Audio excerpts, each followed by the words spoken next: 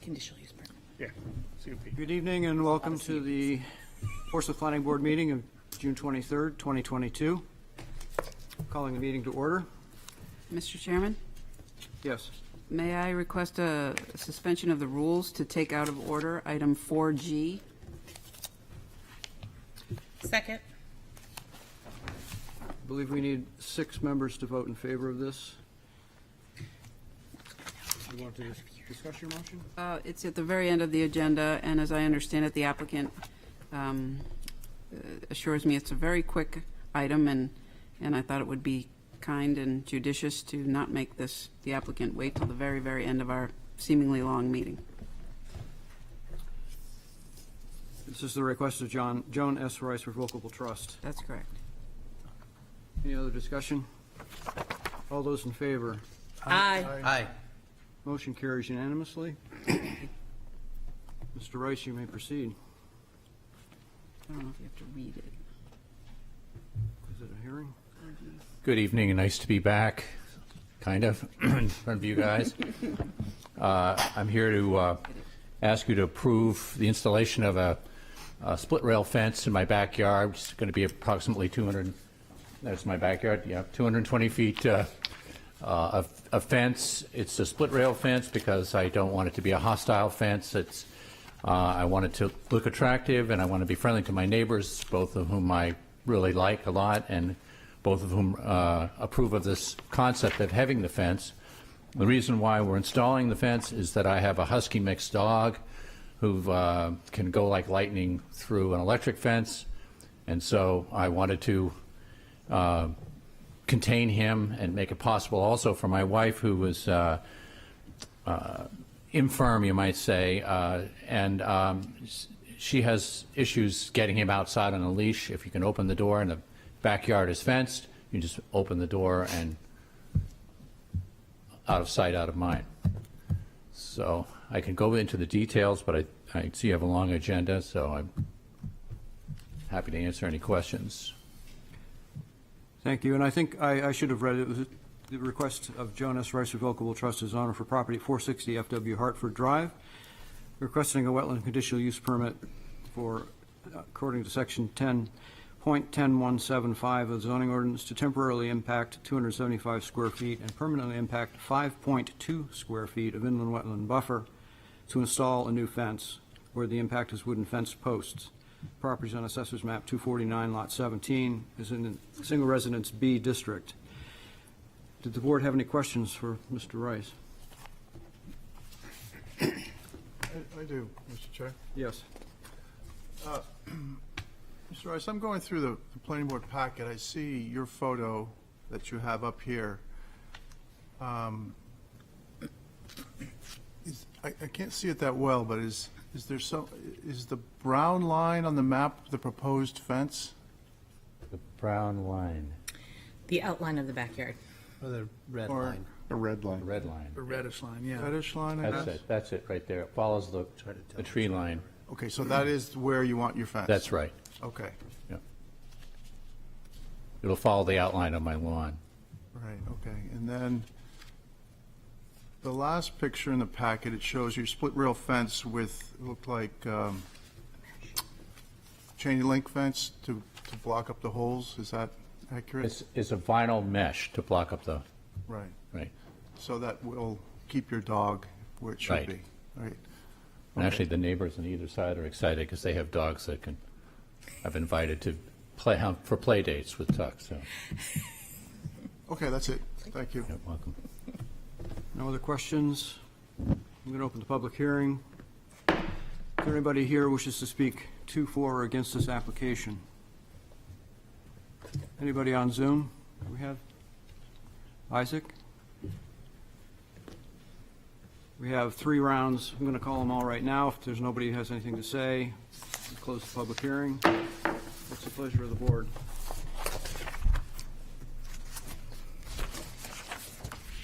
What's my motion?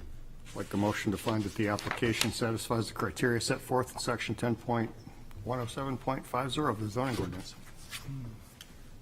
Second. Second. Want to explain your motion, Greg, or are we good? It's very simple, makes sense, very clear, well presented. And respectful of the neighborhood and neighbors, so. Any other discussion? All those in favor? Aye. Unanimously approved. Thank you very much. If I might, Mr. Chair, I'd like to make a motion to suspend the rules to bring forward the very last item on our agenda for the zoning changes.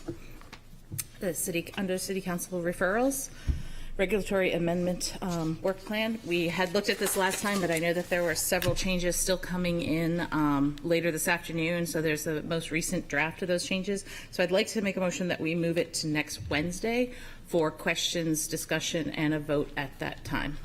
I'll second that. So that like to make a motion was a motion. It was, yeah. I liked it and I did it. Okay.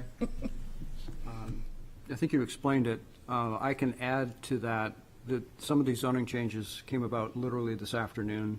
They're not significant, but I know most of the members haven't had a chance to read them. They are posted to the city website for those anybody in the public who came to see these. So we thought it would be better we're meeting next week anyway, so to move this over to next week, which has a lighter agenda, and we can be a little bit fresher to talk about them. So if anybody has any questions?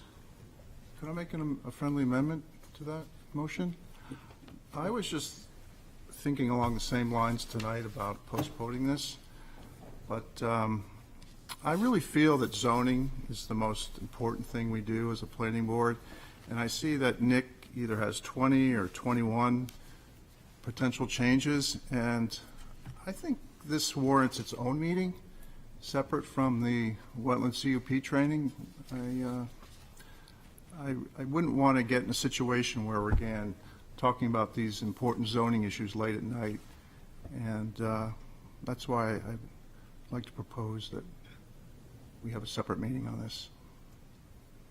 Okay, I think we do have a motion and a second. I'm not sure if the proponents of that wish to amend it. My understanding was we might consider the zoning before the wetlands CUP training. Was that? That's what I was hoping to do, yes. And honestly, these zoning changes are mostly just a cleanup. They're not major changes to zoning. And we have a lot of actual major changes to zoning that are going to need that kind of probably time and a meeting to themselves. These I feel like we've been looking at for over a month now since we started looking at them back at our work session back in May. So I feel like these are sort of at the tail end. I just want to make sure everyone gets time to absorb what actually is on the paper now. And if they still have questions, we'll have a chance to ask them before we actually move this, keeping in mind it's still going to go to City Council as well and have public hearings at that point as well. So I think that it would make more sense this round to do it, but I certainly would consider that in the future for some of the real major, more zoning amendments that we're working on now and looking to bring forward to this board, hopefully in early August. Okay, now that I know it'll be first tomorrow, the zoning will be first, I withdraw my motion.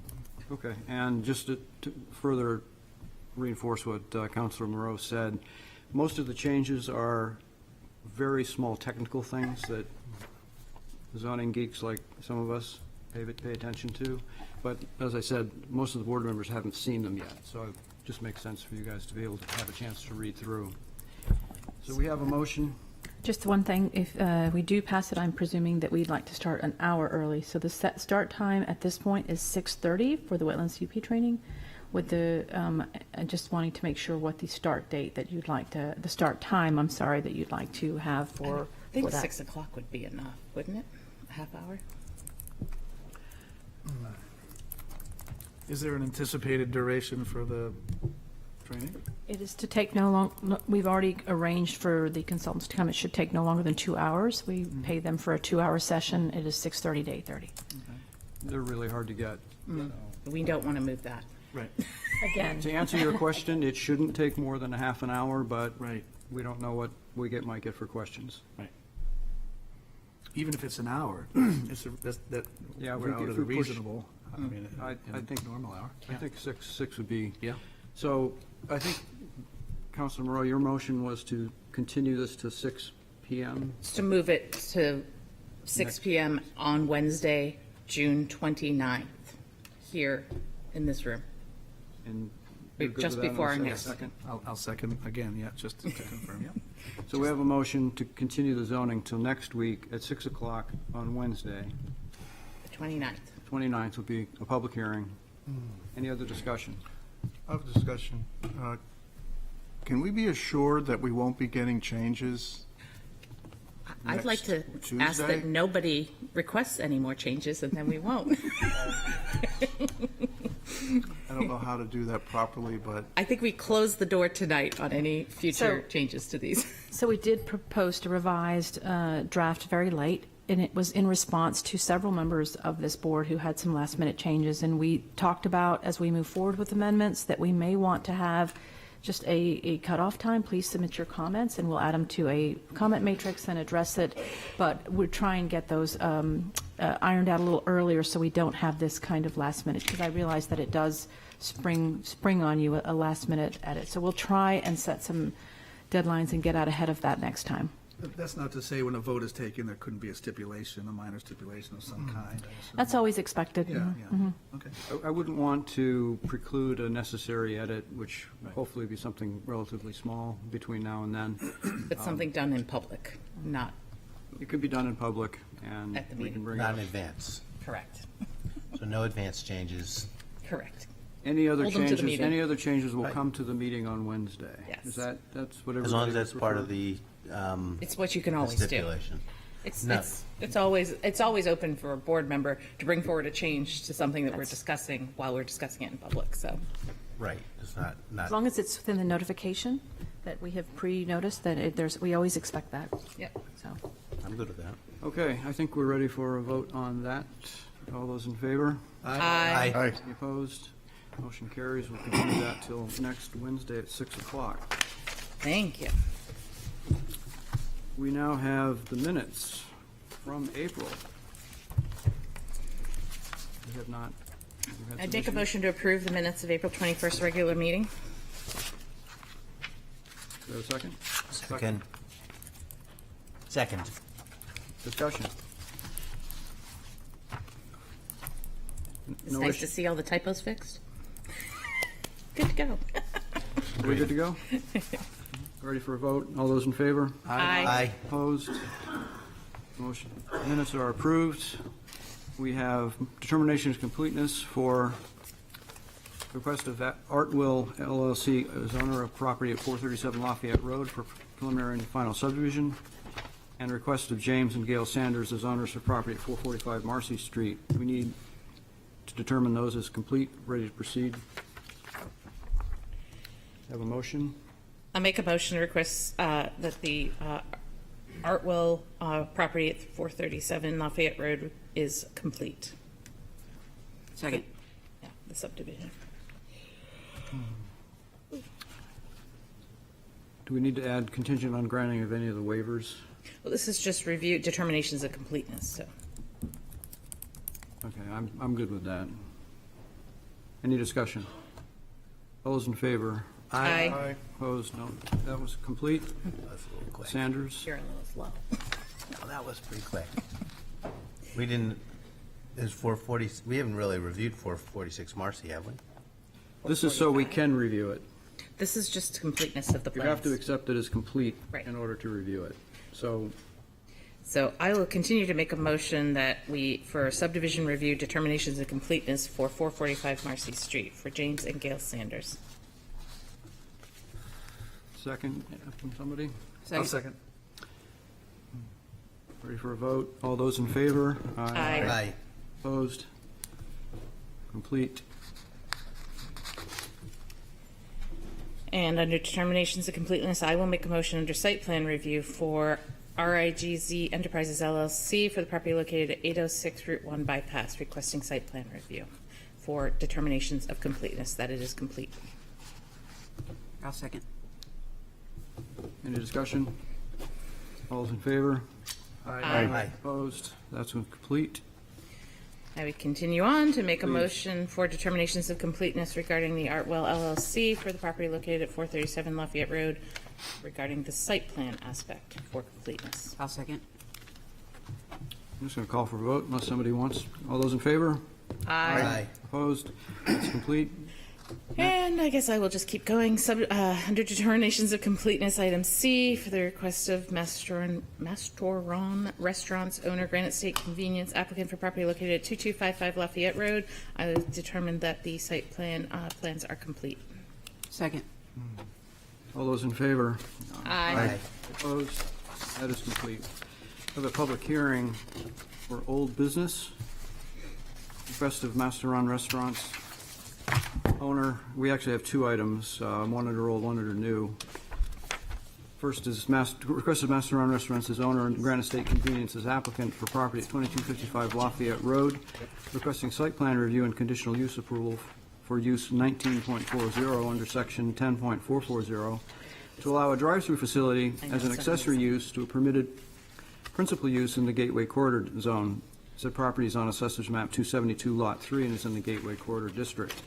We also have a request by the same Master and Restaurants, Inc. as owner and Granite State Convenience as applicant at the same location, requesting a wetland conditional use permit approval according to 10.1017.5 of the zoning ordinance to convert an existing fast food restaurant into a retail fueling station and a convenience store sandwich shop with a drive-through window and 5 fuel pump dispenser islands, and associated paving, parking, and stormwater system upgrades for the entire site, creating an overall disturbance of the wetland buffer of 33,555 square feet. Again, the property is in Assessor's Map 272, Lot 3. We have a motion to consider these two matters together. I'll make that motion. Second. All those in favor? Aye. Opposed? We'll consider these two matters together. Who is here this evening to speak to this application?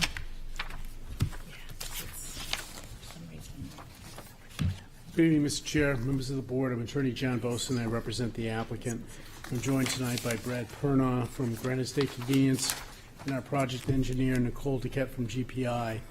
And we're here tonight requesting site plan review, a wetlands conditional use permit, and a conditional use permit to allow a drive-through facility as an accessory use to a permitted principal use in the Gateway Corridor Zone in order to convert the former Burger King on Lafayette Road into a retail gas station, a common man sandwich shop with a drive-through, associated paving, landscaping, and stormwater upgrades on the entire site. This project has been in the works for quite some time. We started in early 2021. We continued to work with city staff, and we had work sessions with both the Conservation Commission and the Technical Advisory Committee. We then went to the Zoning Board of Adjustment on February 15th to obtain site variances. Then we went to TAC for public hearings and received their approval on May 3rd. And finally to the Conservation Commission, where they determined on June 8th that the criteria stated in section 10.1017.50 had been satisfied. We've also reviewed the staff memo for tonight's meeting, and we're in full agreement with the requested recommendations. So with that background, I'd like to invite Nicole to get to the podium. She's going to walk you through the site plan, and then we'll happy to answer any questions you may have.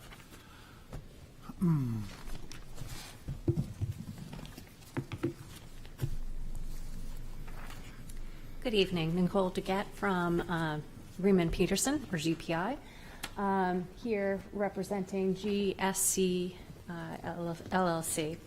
You're probably very familiar with this property. It's the Burger King property across from Water Country. Recently, they did close down. Shown on the aerial, has a big expanse of pavement, mainly because there's 73 parking spaces around the existing Burger King, and it does have a drive-through, and the drive-through does wrap around the back of the site to the drive-through window. As stated before, this property is within the Gateway Corridor District. It's a 2.57 acre lot. And Isaac, do you mind going to next one after that? Thank you. So I love my color renderings because it shows a whole lot more than just the black and white. So what we're proposing is a 4,970 square foot common man roadside with a drive-through. And there's 26 parking spaces on this and 10 parking spaces at the pumps. So there will be, as noticed, there's 5 fueling dispenser islands, which means 10 fueling positions on this. So there's 10 spaces at the pumps themselves. This does include a drive-through, but not only that, we have provided a mobile pickup lane, which is that interior lane, pointing with my pen instead of this, sorry.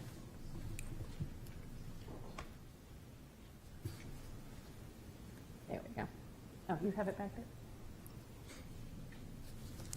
Okay. If you hold the top button. There you Okay, go. it's delayed. All right, so there's a drive-through. The drive-through lane is the exterior lane right here, and then there's the mobile pickup lane that's on the interior. So only one has a window, not window, ordering post and menu board, which is the exterior one. And the other thing that we have on this site is 12 charging stations towards the back here. So this will be a combination, hopefully, of Tesla and Universal charging. I think we have 8 future Tesla parking spaces and 4 Universal on this. So those are for future use. Most likely, the Tesla ones will probably happen quicker than the Universals, if I'm saying that correctly. They're pretty hot to get there. So to explain the drainage that's out on this site, we do have deep sump catch basins around the site. First Defense hydrodynamic separators to separate our oils, sands, and floatables, and an oil water separator tank back here, which is about a 4,000-gallon tank. That all goes into an underground detention system that is to the back of the property. So from the underground detention system, from there it will be pre-treated, and will go into a jellyfish treatment, stormwater treatment unit for final treatment before it exits onto the wetland. Now, there is wetlands around this property. We don't plan on impacting any of it. So this is that lighter color green. This is actually a swale between the 2 properties, the custom pools property to the plan left here. There's a swale. There's actually a culvert that exits out here from the DOT, from Route 1, that outlets out into this wetlands and then continues onto the wetland area back here. So the main part of the wetland is back here, and it is an extensive wetland. There is also a sewer easement that is towards the back of this property here that we do have rights to. And going into the sewer, we did have an existing sewer service that did go through the wetlands. Per direction of the DPW, we did have that videoed, and it's an older service. It was pretty broken up. The pipes were separated, so we determined to provide a new service. But instead of impacting the main part of the wetlands over here, what we're going to do is we're going to put a new service through the uplands to the sewer easement in the back. The sewer service, the existing sewer service, will be abandoned, will be removed where it's in the pavement, but abandoned within the wetland, and we plan on plugging it from the main so that we don't have to provide any wetland impact. So we've already been in touch with Eastern Piping Servicing to make sure that we can do that from the main. The other thing that do want to describe is the erosion control on the site. We are proposing the stabilized construction exits that are required on every site. The catch basin inlet protection with the silt sacks, the silt fencing around the site, and the slope stabilization blankets, because we do have, there's quite a bit of elevation difference between the front of the site and the back of the site. So there is a slope back here that we do need slope erosion protection blankets on. And those will be since we're next to a wetland, we do propose those to be the non-plastic netting that is usually recommended by AOT when we go to, when that's sent to Fish and Game. We don't need to go to AOT on this, but we feel that since it's so close to the wetland, it should be done. We did go to the Conservation Commission, and some of their comments was because we're within the wetland buffer, which is one of our CUPs that we're requesting, that we limit the amount of fertilizers that we're using on the site, which we're perfectly happy to do. And there was, one of the original comments was to grade this side area here so that there was a depressed area here to catch any snow melt that does happen to go that way before it goes into the wetlands directly. So that will allow the snow to melt in that depressed area to the side, capturing any sediments or debris that's within there, and the water will infiltrate into the ground. As far as landscaping goes, we are proposing some English oak trees up here, some honey locust along the side, and snowdrift crabapple in the center here, along with, a species like spirea, dogwood, and inkberry, and some ornamental grasses, just to name a couple of things that are on the landscape plan. One of the things that the Conservation Commission had requested is that we provide some additional wetland planting along the slope, which we are happy to do. We'll have our landscape designer, Bob White, working on that, provide those for the Conservation Commission. Regarding state permitting, we will, because this is a gas station site, we will need to have DES approval on the USTs, the tank and piping designs. So we'll have that licensing and permitting, as well as this has to go to DOT. We did submit that, and it is currently pending review.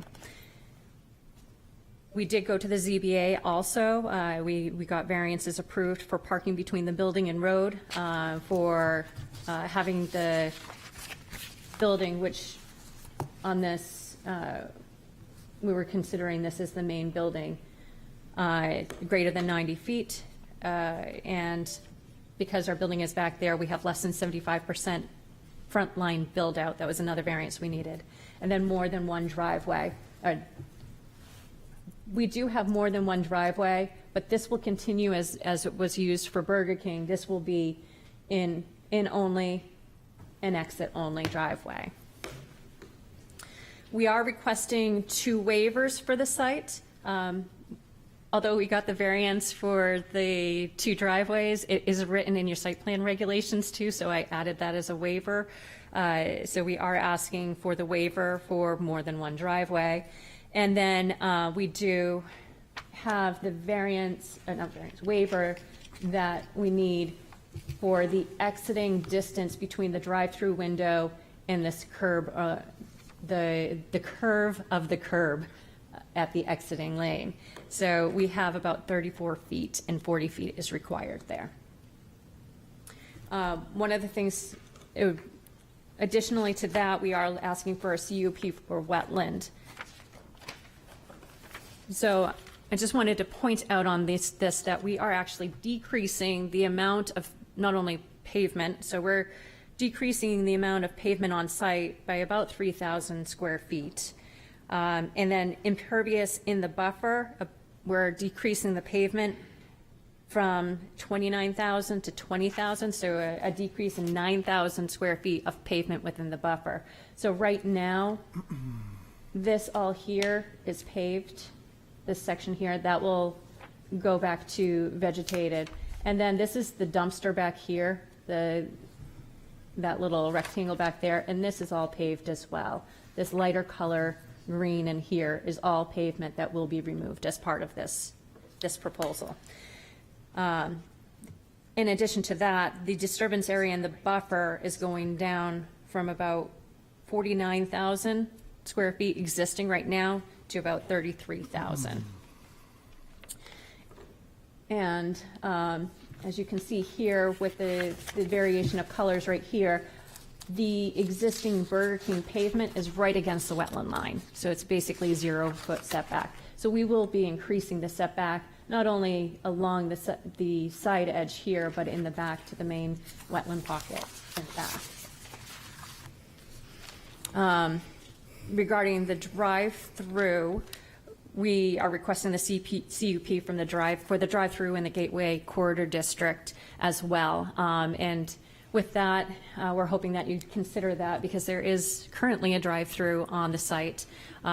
Providing a drive-through on the site in the future will be no different and will not be impact public safety or environmental concerns as we've noticed. This will actually clean up the site because the existing drainage, I didn't say this at the beginning, the existing drainage on site, there isn't any. It is just sheet flowing right into the wetlands. So by doing this, we're cleaning the water that's going off of the site, and we're reducing the amount of disturbance that is close to the wetland and within the buffer. So we feel that this environmentally is an improvement. With that being said, actually, I do want to show you a couple more things. Isaac, do you mind? The signage plans. It's probably three in.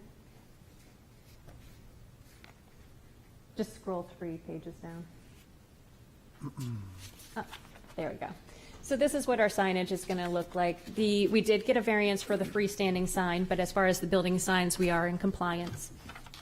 The building type, we'll go through those plans afterwards, but there is going to be these signs in the front.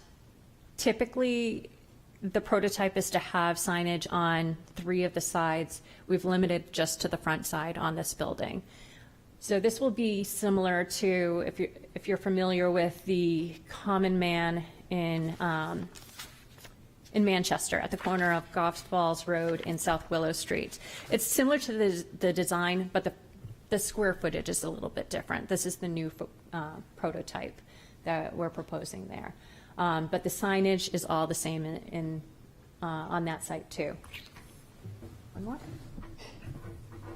And this is a picture of what the building will look like. So we are planning on having outdoor seating on the patio area. We feel that Portsmouth is a good area to have the outdoor seating in. So it is a mixture of different facades just to break up the visual impact of the building. If you have any questions other than that, both myself, Brad, and John are here to answer them. Thank you. Thank you. Any questions? Yes. Councilor Rowe. I know that I read somewhere, and it was many pages, so I don't remember exactly where, but you're going to make sure that all of the snow was going to be plowed and kept out of the buffer areas, and I'm just wondering how exactly you plan on managing that. Well, there was a recommendation, there was a condition or recommendation put on for the Conservation Commission that we try to use the front area. Do you mind going back to the color render? Thank you.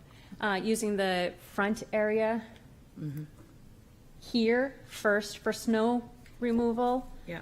And then this as a secondary area for snow removal.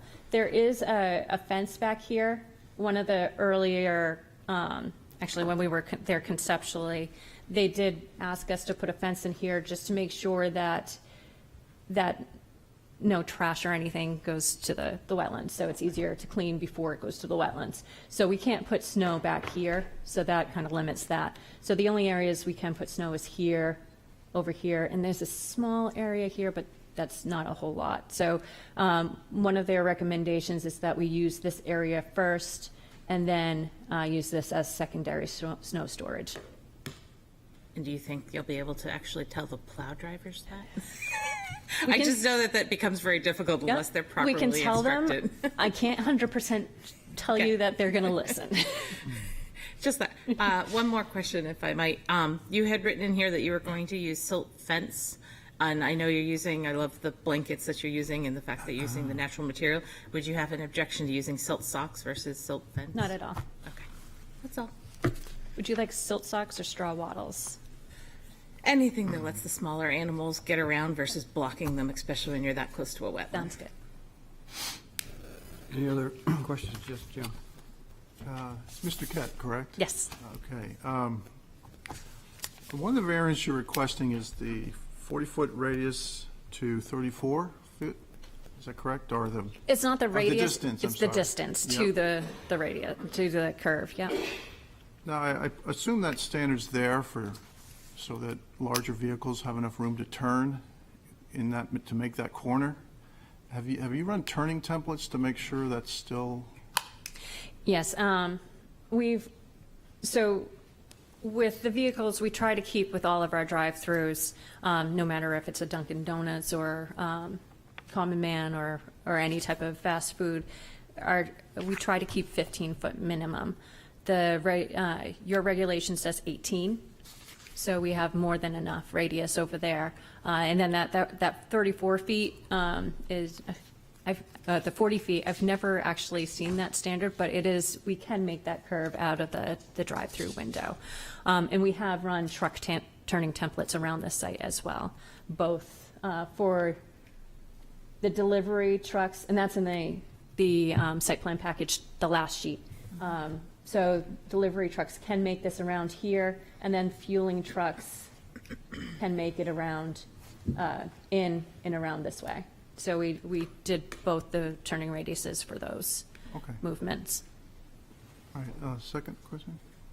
I noticed you're having future EV charging stations, and that you note that they'll be in the future. And is that because there's not enough demand right now, or it's very expensive to get these started? Is that kind of the reasoning why they're not being built immediately? So I don't, and Brad can probably tell you more than me. I don't believe New Hampshire have they released the funding for? Good evening, Brad Pernoff for Granite State Convenience. So we have a deal in place with Tesla, and we operate with them at the Hooksett Welcome Centers, and they're going to be developing at this site with us during the construction. We also have agreements in place with ChargePoint, and the big holdup on universal fast charging is the state releasing, DES releasing the funds for that. There has been progress. We were recently awarded funds for the Hooksett Welcome Centers, but it's going to take some time for other projects to be submitted and approved for funding. But the good news is we have those relationships in place, and it's really about timing on the state's end and releasing more of that funding that's out there. Okay, so you're hoping to get quite a bit of public funding to build these? Yeah, there's economically, it's not the best investment today on the universal fast charging from demand from customers. You charge at home versus fast charging, so subsidy is important in order to get that infrastructure. So when you say fast charging, those are the Type 3, as I understand? Yeah, they're Type very 3? comparable. They may even exceed Tesla standards now for fast charging. That's what's required in our uses. Whereas at your house, that would be a level 2 slow charge. You're doing that overnight. You're not incurring those demand charges. It's a complicated subject with demand charging and fast charging in general. Okay, thank you. Any other questions? Just curious, did you include the trip generation for your charging in the future use of the site? That I'd have to ask my traffic engineer. I don't have that off the top of my head. I don't think it's required to do that as a use as of yet. ITEs only go by the convenience store use, and I think on this one we even did, we looked into the difference between retail use and, not retail, the gas station convenience store use and the area of the building, just to make sure we got the greater of the two. So I don't think there's an ITE standard yet for just There isn't. the chargers, unfortunately. Was there a net increase or decrease in trips? That I don't know off the top of my head, but I could get that information for you. Okay. Any other? No other questions of the applicant? Open the public hearing. Anybody here like to speak to, for, or against this application? Anybody on Zoom? Nobody here to speak to, for, or against this application? Last call. I'm going to close the public hearing.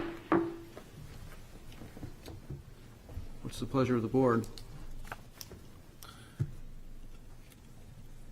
I'll make a motion that we vote to find that the application meets the criteria set forth in 10.1017.5 and to grant the wetland conditional use permit with the included stipulations 1.1 through 1.7 with the added stipulation that they utilize either silt sock or similar similar product to it. Second. Do we need to, that was just for subdivision? Nope, that is the conditional use, wetland conditional use permit only. Okay. There is no subdivision in this one. I was jumping ahead to the wrong application. Sorry about that. I just threw the waiver, the site plan waiver request is what I was It's coming. thinking about. That's next. So It's- any discussion about the wetlands issue there, reducing it, reducing the impact? I mean, if I get did I have a second? You did. Oh, yeah, okay. Yes. Did I get a second? I can't even hear. Yeah, I'm impressed. I've driven by the site many, many times in my life and know that there's a bunch of wetlands back there. And I was concerned if something else was going to happen here, not to increase or encroach anymore. So the fact that they're pulling everything back is a positive. So yeah, I'm pleased. They're actually going to treat runoff where right now it's just going down and going in and nothing's happening to it. So it's a huge increase and benefit all around.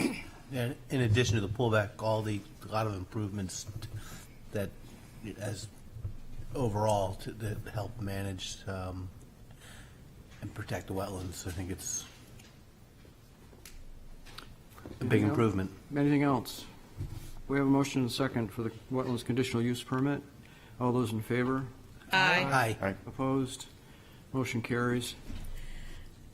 I would make a motion that we vote to determine that the placement of the transaction window as required in section 3.6.1.3 of the site plan review regulations does not nullify the spirit and intent of the city's master plan of the site plan regulations and to grant a waiver for the distance requirements in that section. Second. Would you like to explain your motion, Beth, or are we good? I think I'm good. I think it's self-explanatory. I mean, there's already an actually way worse drive through there now that goes all the way down into the wetlands practically before you come back up. So this one's much more in tune to the area, and it's pretty normal for this area to have a drive-through. Any other discussion? All those in favor? Aye. Aye. Opposed? I make a motion that we vote to find the application meets the criteria set forth in 10.243 of the zoning ordinance and grant the conditional use permit for the drive-through facility as an accessory use. Second. Same. Any explanation? No, I think I've said it all. All those in favor? Aye. Opposed? Motion carries. I'd make a motion to vote to approve the site plan with the following conditions: 4.1, 2, 3, and 4 and 5. Second. Any discussion? All those in favor? Aye. Opposed? Approves.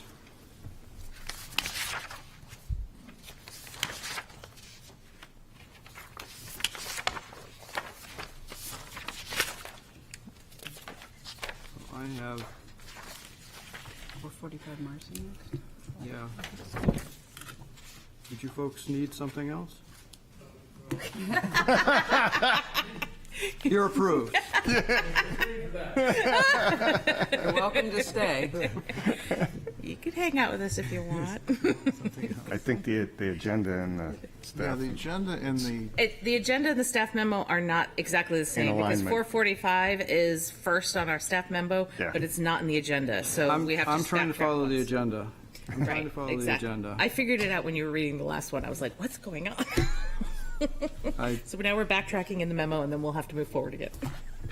We now have a request of James and Gail Sanders as owners for property at 445 Marcy Street, requesting preliminary and final subdivision approval to subdivide one lot with 14,947 square feet of lot area and frontage on Marcy Street, Prairie Street, and Partridge Street into two lots as follows. Proposed Lot 1 with 6,127 square feet of lot area and 102.43 feet of frontage on Marcy Street, and 67.83 feet of frontage on Prairie Street. Proposed Lot 2 with 8,820 square feet of lot area and 802 feet of frontage on Prairie Street, and 62 and 4,400 feet of frontage on Partridge Street. This property is on Assessor's Map 101, Lot 3, and lies within the General Residence B and Historic Districts. Who is here this evening to speak to this application? Good evening, Eric Weinrib with Altus Engineering.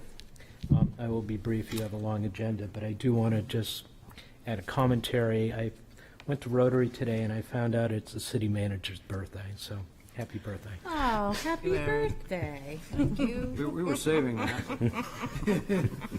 I get a no now. Just briefly, it's 445 Marcy Street. It's the tax map 101, lot 3. It's the open parcel, but it's the Candy Shack parcel. It's owned by 445 Marcy Street LLC. Jim and Gail Sanders. I have Jim with me tonight. It's 0.34 acres in area. Frontage on Marcy, Prey, and Partridge. We're 53 square feet short of having legal area for 3 lots. We didn't want to seek a variance, that they just wanted 2 oversized lots in this area. So we're proposing a 2-lot subdivision. Lot 1 is 6,127 square feet. Lot 2 is 8,820 square feet.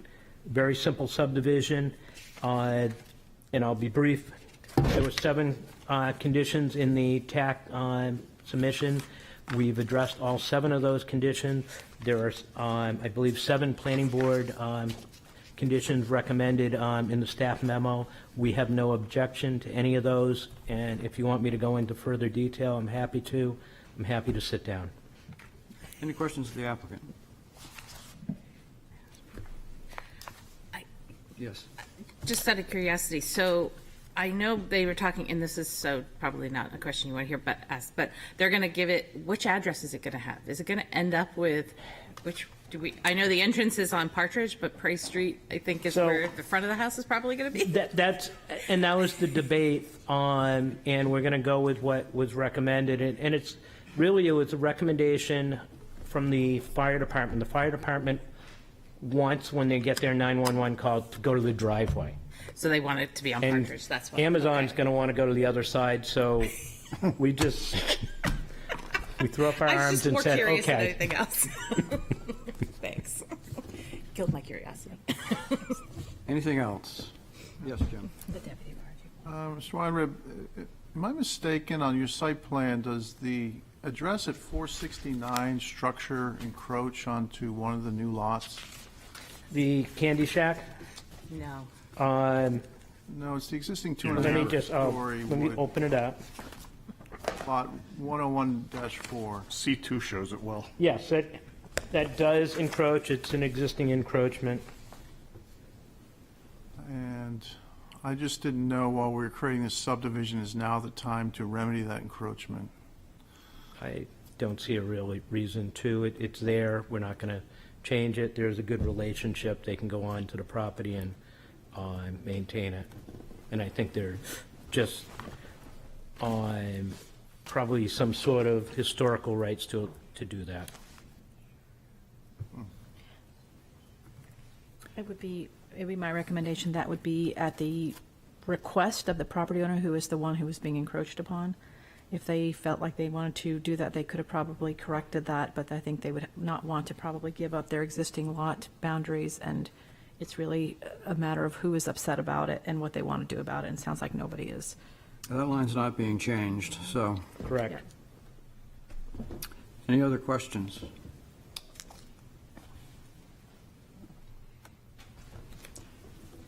We're going to go to the public hearing, open the public hearing on this. Anybody here or on Zoom who'd like to speak to, for, or against this application?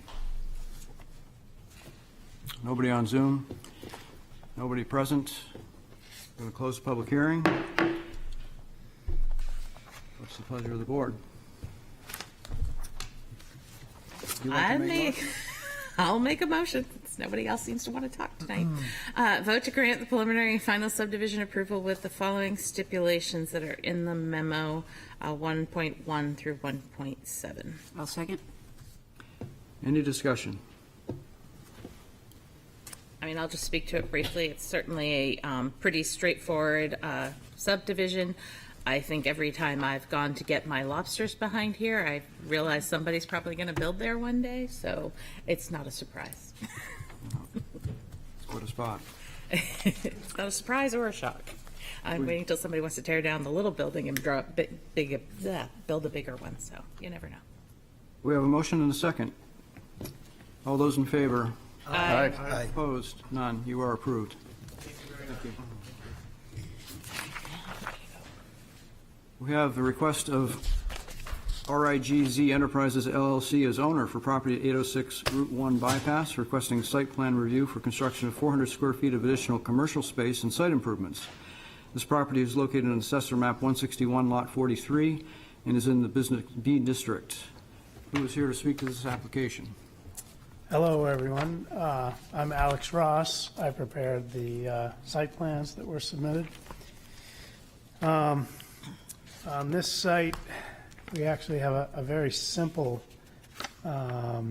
small addition to the rear of the building, and that's why we're here.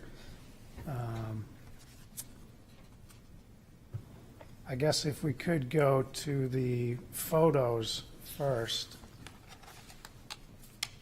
we can explain where this site is.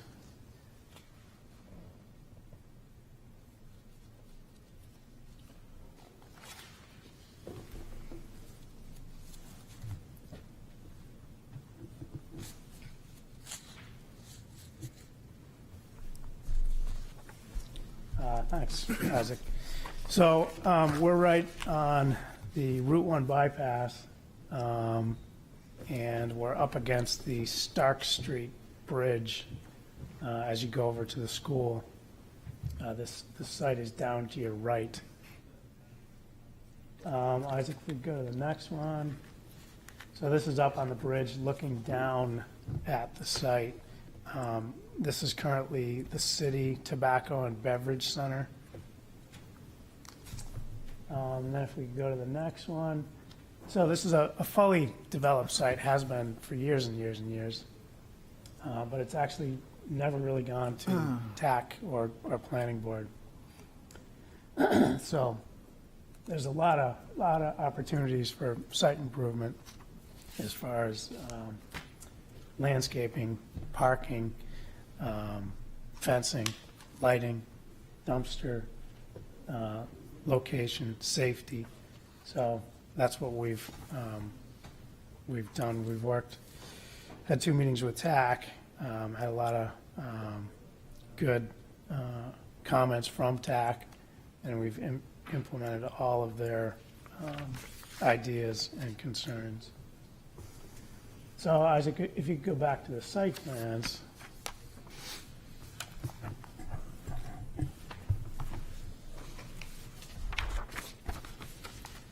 And I guess on the first sheet, the existing conditions.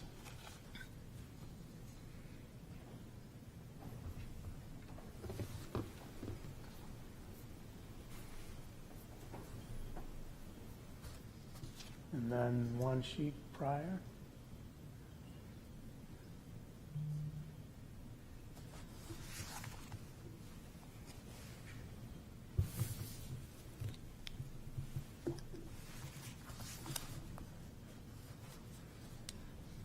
There you go. Thank you. So a pretty bare site we have here, and you can see on the rear of the building, there's kind of some odd jogs there. The owner is a little pressed for space inside, so he'd like to fill in that rear jog with a small addition, which would give him some room for a cooler and then open up aisles inside the building. One odd thing that we did find out there is there's currently a drain line that passes right underneath the existing building. So we did work with DPW for the best solution to reroute that and get that out of that location. Isaac, if you could go to the next sheet. So this is our site plan, and you can see the proposed addition is in blue at the rear of the building. that drain line is rerouted around the rear of the building. We've added a lot of areas of landscaping, which actually brings the site into conformance as far as open space where it currently is not. And we've routed the utilities, worked with DPW. They wanted a new location for the sewer line onto a new lateral. So that's been done. We did work with an abutter from the rear who was concerned about the location for the dumpster, and we moved that from the rear further up. And I think in the staff memo there, you see we are requesting a waiver for the sideline setback for the dumpster, and that's up along here, up along Stark Street, to get that dumpster out of the travel way of the parking lot. If you could go to the next sheet, Isaac. So this is the utility plan showing that rerouting, showing the new sewer line back to this lateral, goes to Stark Street. Apparently, the existing line cuts through and goes to Dennett, for which there doesn't appear to be an easement, so we definitely want to clean that up. And the next sheet, please. So this is the landscape plan.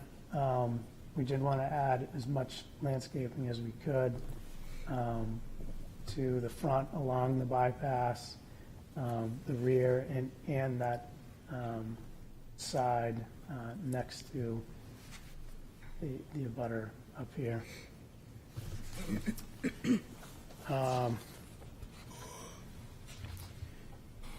So I think that about covers it. I'd be happy to go through the items that TAC brought up.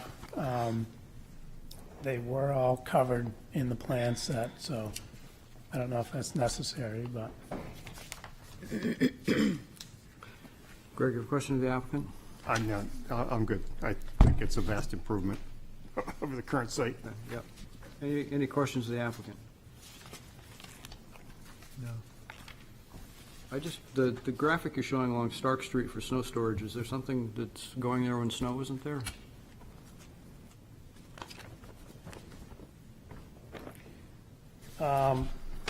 So along Stark Street, there's a lot of large gravel or riprap from that bridge down. Okay. So that's a good place for that. So does that hit grade right at the edge of your parking area? It does. Great, thank you. Any other? I guess that's it. We'll have a public hearing. Open the public hearing on this application. Is there anybody here who wishes to speak to, for, or against this application? Anybody on Zoom, Isaac? Nobody here, nobody on Zoom. Last call. Close the public hearing. Mr. Chair, I make a motion that we vote to determine that the requested waiver does not nullify the spirit and intent of the city's master plan of the site plan regulations, and to grant the following waiver. Waiver of the site plan review regulations 4.3.5 to locate the dumpster 2.2 feet from the property where 20 feet is required. Second. Any discussion? So I think it's a great way to move it away from the residents. You know, you're moving it down along the bridge. I mean, it's a net improvement. It's huge improvement. Anything else? All those in favor? Aye. Opposed? Motion carries. Waivers granted. Mr. Chair, I make a motion that we vote to grant the site plan approval with the following stipulations, 2.1 through 2.3. Second. This is it's a concrete block building. They're adding vegetation, they're adding striping, they're adding everything. I think it's a very well done presentation. For a minimal addition. Yeah, and you can't even see the addition, can't and see it it. squares off an existing, yeah. Just makes more, building make more sense. Yeah. Any other discussion? All those in favor? Aye. Opposed? Motion carries. Site plan approval is granted with those stipulations. I think it's not correct. Thank you.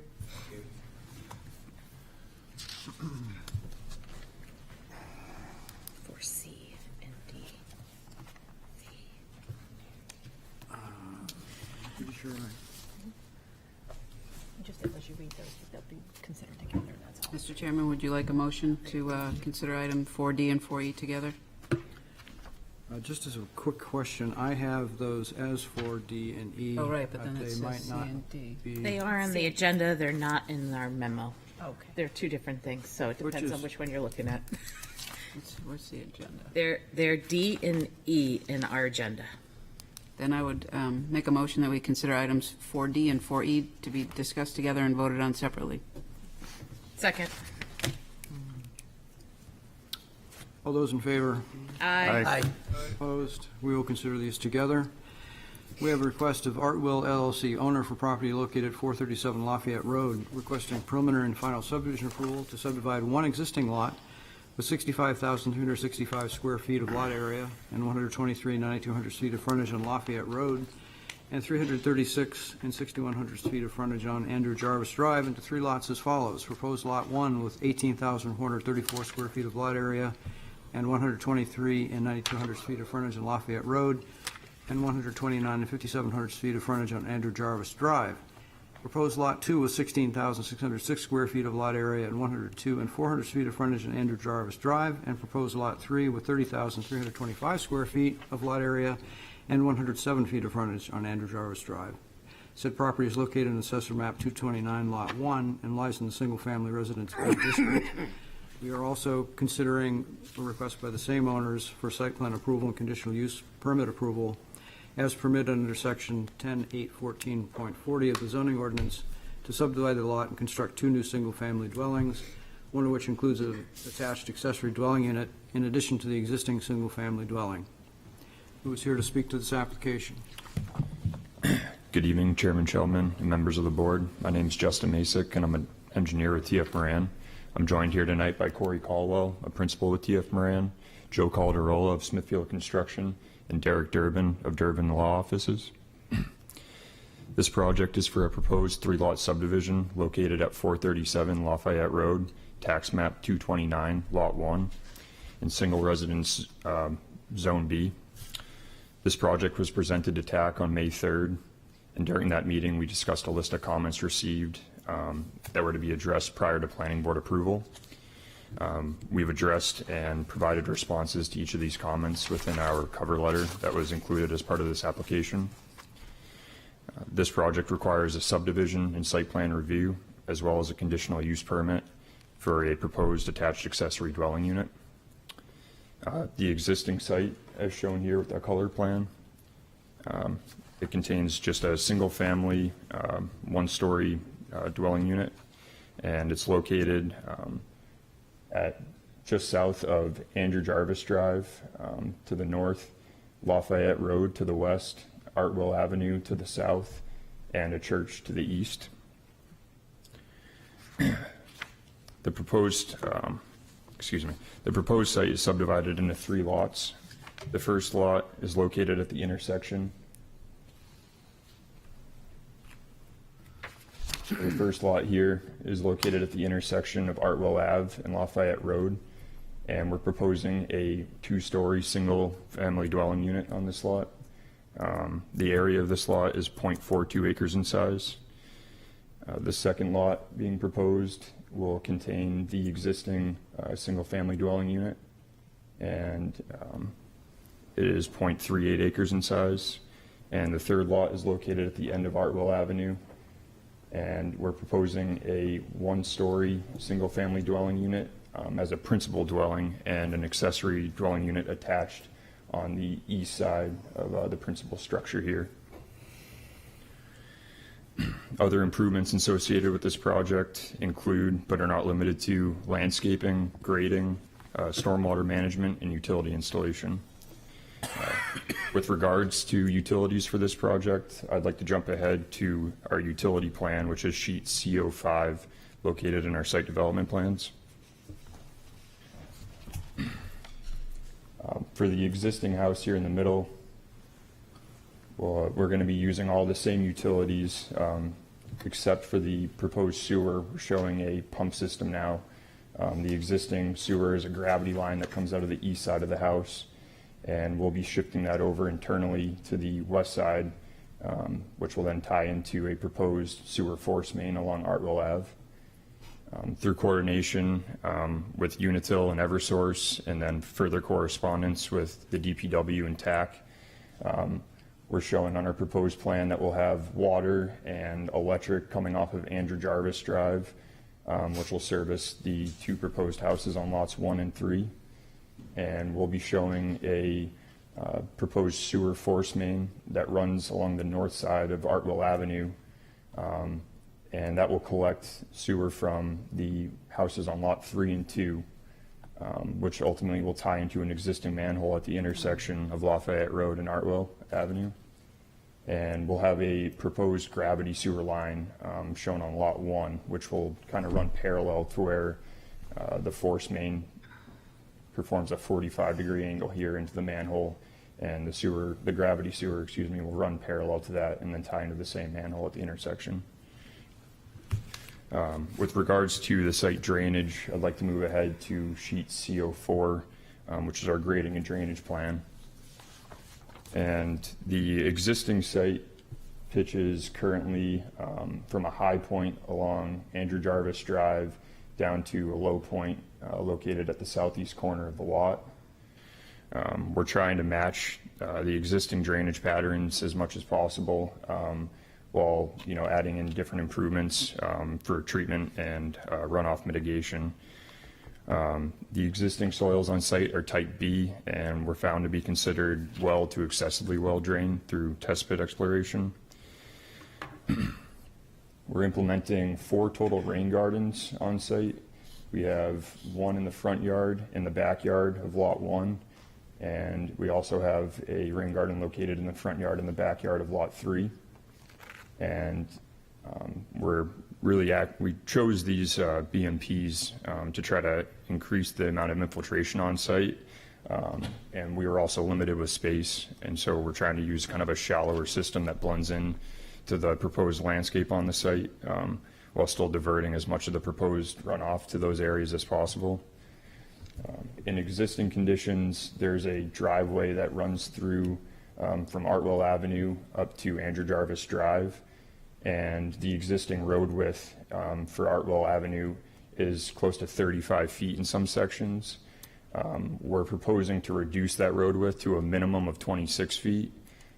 There still will be a couple of sections that are just a bit wider, and that's primarily because we're really only going to be reducing pavement on the north side of the road to avoid any kind of impacts to the abutting properties to the south. But through reduction of the pavement on Artwell Avenue, removing the existing detached garage that's on site, as well as the driveway that runs through the middle of the site here, that helps reduce the net amount of increase in impervious area that we're proposing in the form of the new roofs, driveways, and walkways. We were able to show, as stated in our drainage analysis report, that we are providing a decrease in the 2-year storm peak volumes, and we are also reducing the peak runoff rates in the 2, 10, 25, and 50-year storm events in post-construction conditions. So that's kind of a general brief overview of the project. Concludes this presentation. I can go ahead and start getting into more of our application for the CUP for the attached accessory dwelling unit, or I can open up the floor to any questions or comments the board may have. Anybody have any questions at this point? I do. Yes. Are you having to extend the length of Artwell Ave in order to get in that third lot? Yeah, so I apologize. I didn't bring that up, but we are extending the road by approximately 15 feet, I believe, right here. And that's really to add additional space for the accessory dwelling unit parking, which is located adjacent to the principal dwelling unit driveway. But we're using like a decorative paver for that parking space. But we wanted to provide enough space where someone can pull into that spot and then back out and then make their way down Artwell, exiting the site. And you're going to close off the entrance to Andrew Jarvis Drive, so there won't be any ability for cars to go that way, right? That's correct. Yeah, we're showing that we're going to fill in what was the driveway there with just a proposed sidewalk to match existing state along the street. Thank you. That's great. So the road that you're going to extend, you reference a shared maintenance. Is it a private road or is it a city road? It is a private road. Artwell Avenue is So is private. there an existing maintenance agreement with the 4 houses that are there? So 3. Well, there's 3 on the south side plus 1. No, there's only 2 on the south side plus 1. Same question. Jared, yeah, if you don't mind. For the record, Derek Durbin on behalf of Artwell LLC. To answer that question, there is not an existing maintenance agreement for Artwell Drive. Artwell Drive is actually owned by Artwell LLC. One of the recommendations from TAC, as I understood it, was to put in place a maintenance agreement going forward, so as a proposed condition tonight. And we actually have drafted that. It's actually been circulated to the 2 other owners on that street already for review. There hasn't really been a whole lot of feedback other than I think it looked acceptable to one of the owners. The other one hasn't necessarily responded, but that is something. It's actually a fairly comprehensive document. We're actually providing them more rights right now than what they would otherwise have. Well, it smells and looks like what we call a PUD. So if it's a common road, common maintenance, who's going to own it after the subdivision's done? After the subdivision is done, per the maintenance agreement, and I believe you might have a draft, is that, or no? It's within our submittal, but I don't know. Okay, so as part of the submittal, in that, what will happen is because the road is currently owned by Artwell LLC, now we're going to have 3 lots. The 3 lot owners will own the road, subject to the rights of the other 2 existing property owners on that street, having all the same rights and actually expanded rights by virtue of the fact that we will also we're reserving easements for them in the future should they decide to connect to the force main. So we're actually expanding beyond their access rights, which is basically all that they have now. And we'll be providing them with some other reserve rights for the future. So when the road needs repaved, who's going to pay for it? Yep, that will be lots 1, 2, and 3. There's basically an association between those lots created in that maintenance agreement. That's really what I was asking. So the association's only 1, 2, and 3, not the 2 on the south. They are what I call in the document benefiting lots, but they are not the ones that would have necessarily control over decision-making. However, they wouldn't be able to make any decisions affecting that road that would negatively impact the rights of the, we'll just call them lots 4 and 5, but the existing. So they can continue to use it, but do they have to pay towards the plowing? They do not. They don't have to pay? No, we're assuming all those responsibilities with these 3 lots, so. Right now, it's an open question as to, who pays for what, So we've actually, I mean, I'm not going to pat myself on the back, but I think I did clean up a lot of the issues, and I think going forward, it's actually going to create a lot of opportunity as well for the other 2 existing property owners. So, I mean, I think it should, and I think they've seen it, at least one of them has seen it that way so far. Thank you. Does the physical access on Artwell stop at the edge of pavement that was just described, or can you continue further east? You want to go ahead? I'll relinquish the floor back to Justin. I think there's a church behind it. So the road does come to a stop at the end where you see the darker hatch here at this location, and that more or less matches existing. We're just adding in an additional 15 feet or so of pavement for turnaround access. Does anybody else have easement rights over that? Do not believe so. Yeah. Hi, for the record, Joe Calderola. In the deed, the previous deed, when the previous owners sold the Greek church the property, it states that they can, if they ever choose to open up a driveway from their parking lot, they can use that as an egress from their parking lot. They never have chosen to do that, but that is a matter of deed. Okay. Thank you. Yes, Jim, we have one other question. I notice you have low-pressure sewer serving these, all three lots, is that correct? It's just lots 2 and 3. Lot 1 will be gravity fed. Okay, so in the same lines as Mr. Mahana, that maintenance and ownership is all on the owners, correct? The city has no responsibility with the sewer? Yeah, I believe that's correct. Okay, thank you. Yes, Greg. So I live in a PUD, so this has always been a contentious thing. Sure. Is mail going to get delivered to all these new houses? I have to have a mailbox out at the end of my street. Joe. Yeah, so each one of the new lots will be assigned a separate mailbox. But why would the postal service go down a private road, which is not normal? They also get trash pickup. It's Well, that's the my same next as question. Chevrolet Ave. It's a private road. Chevrolet Ave is also a private road. This has just been something the city's done by practice, but they didn't take on ownership of the road. And never have. But I have a dumpster in my neighborhood because the city won't pick up our trash, and there's a subdivision off of Lang Road that has the same issues that have come to the city.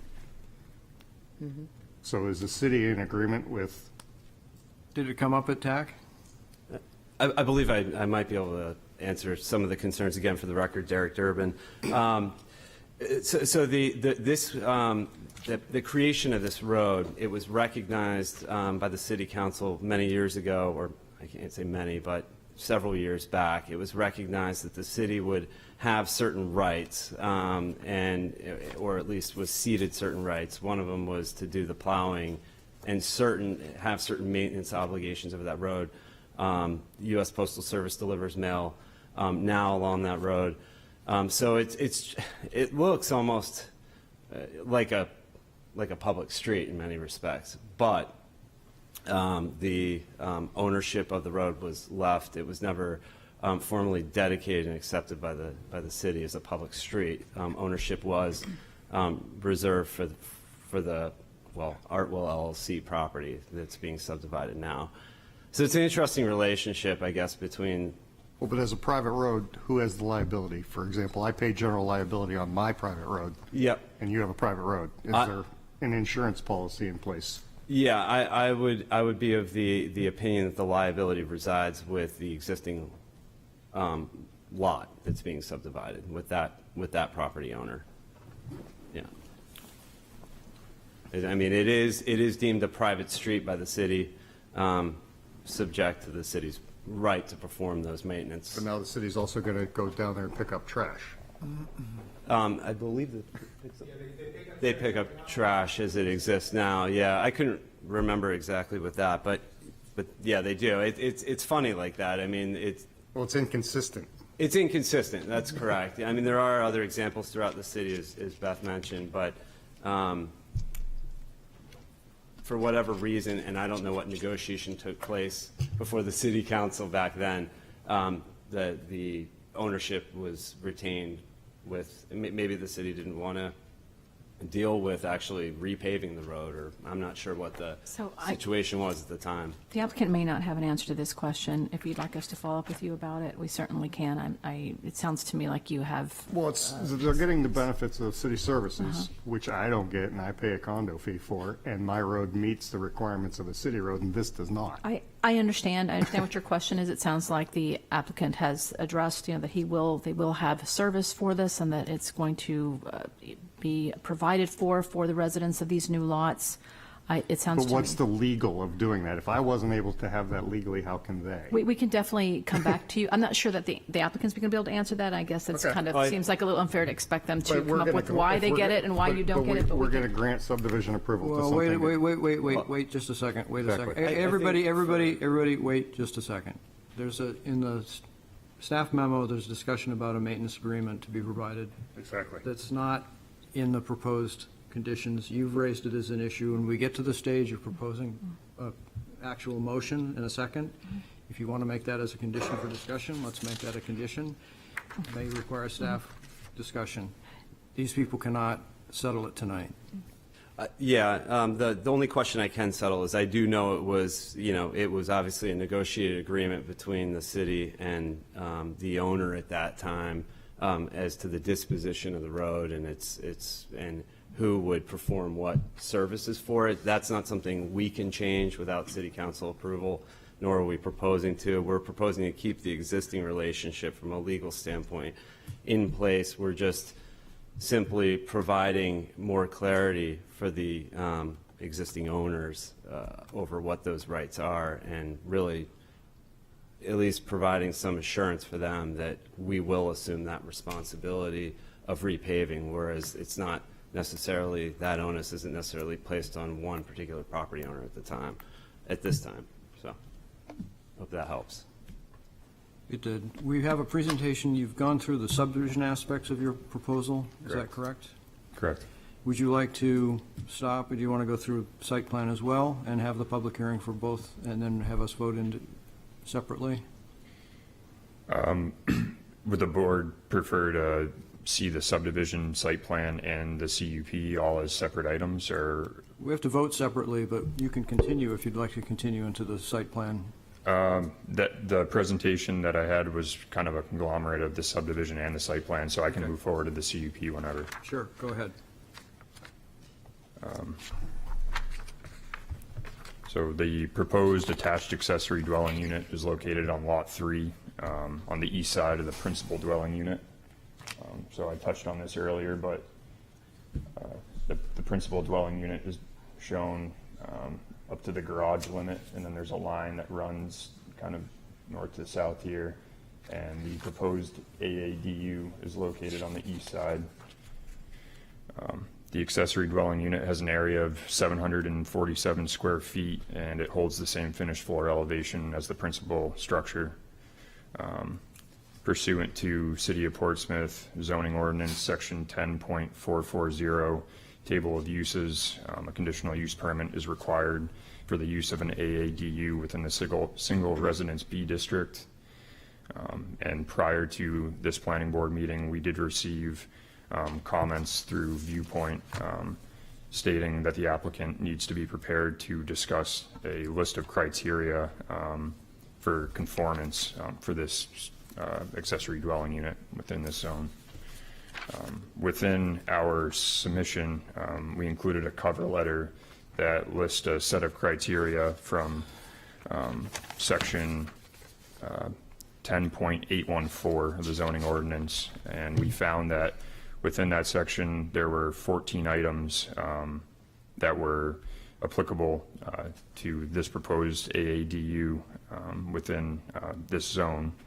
And we went through and listed what the criteria were and then how we were conforming to each. The list that was submitted by the planning board as a comment are 4 criteria that weren't on that list, so I can go through them one at a time. The first section was from 10.814.62, and that states that the exterior design of the ADU shall be consistent with the existing principal dwelling unit on the lot. The exterior design of the ADU will match that of the principal dwelling unit, and it will remain consistent over time. Moving on to the next section was 10.814.62, and that states that the site plan shall provide adequate and appropriate open space, landscaping, and off-street parking for both the ADU and the primary dwelling. The proposed ADU that's located on proposed Lot 3 of the subdivision currently has 26% more open space than required in zone SRB, and If you're able to go back to the color plan, please, Isaac. We are showing proposed landscaping here, some on the back side of the house, and additional landscaping on the front side of the primary dwelling unit. There's an existing buffer of trees and vegetation that runs along the property line here in between Lot 3 and the abutter to the east. And we're also showing some additional proposed landscaping up in between Lots 2 and 3, and the color shown in kind of a light green here represents existing landscaping that's located along the border of Andrew Jarvis Drive. So between the sufficient open space on the site, there's a lot of yard space, the proposed landscaping, we feel that we're providing adequate landscaping to conform with this criteria, and furthermore, there's adequate parking being provided for the ADU and the principal dwelling unit. As I touched on earlier, we're showing a proposed 12 by 22 foot parking space here with a paver surface that connects to the walkway that provides access to the ADU on the east side of the building, and that's adjacent to the proposed driveway for the principal dwelling unit.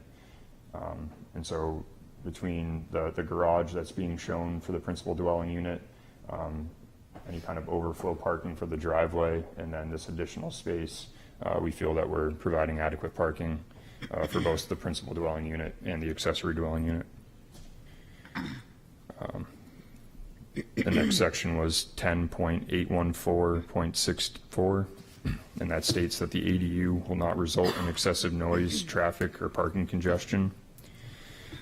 We're only providing one parking space for the proposed ADU, and being located on a residential street with an existing state, there's 3 houses, and proposed there'd be a total of 5 houses using this road for driveway access to their homes. We don't feel as though the one additional space and car would generate any kind of congestion or additional traffic concerns.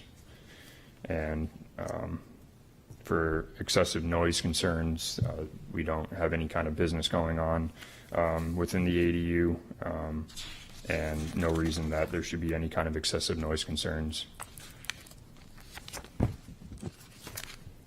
And the last section was 10.814.63, and that states that the ADU will maintain a compatible relationship to adjacent properties in terms of location, design, and off-street parking layout, and will significantly reduce the privacy of adjacent properties.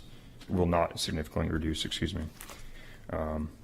So as I touched on earlier, there is an existing tree vegetated buffer here between 2 lots. We do have to cut the tree line back in order to allow for our proposed grading layout, but there still will be vegetation in between the 2 properties.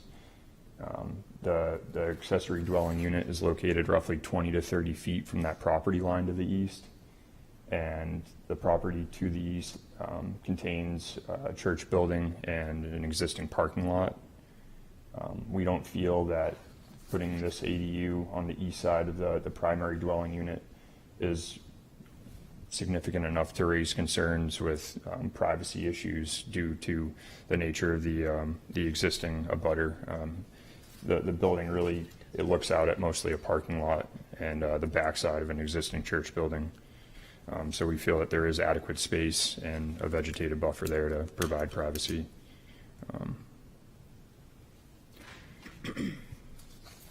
And also stated in that section, it touched on off-street parking layout, and that was kind of touched upon already, but we're trying to keep everything as concentrated as possible by bringing that parking space for the ADU and attaching it directly to the principal dwelling unit driveway, to try to keep it, further away from the property line and provide more of a buffer from any kind of parked vehicles.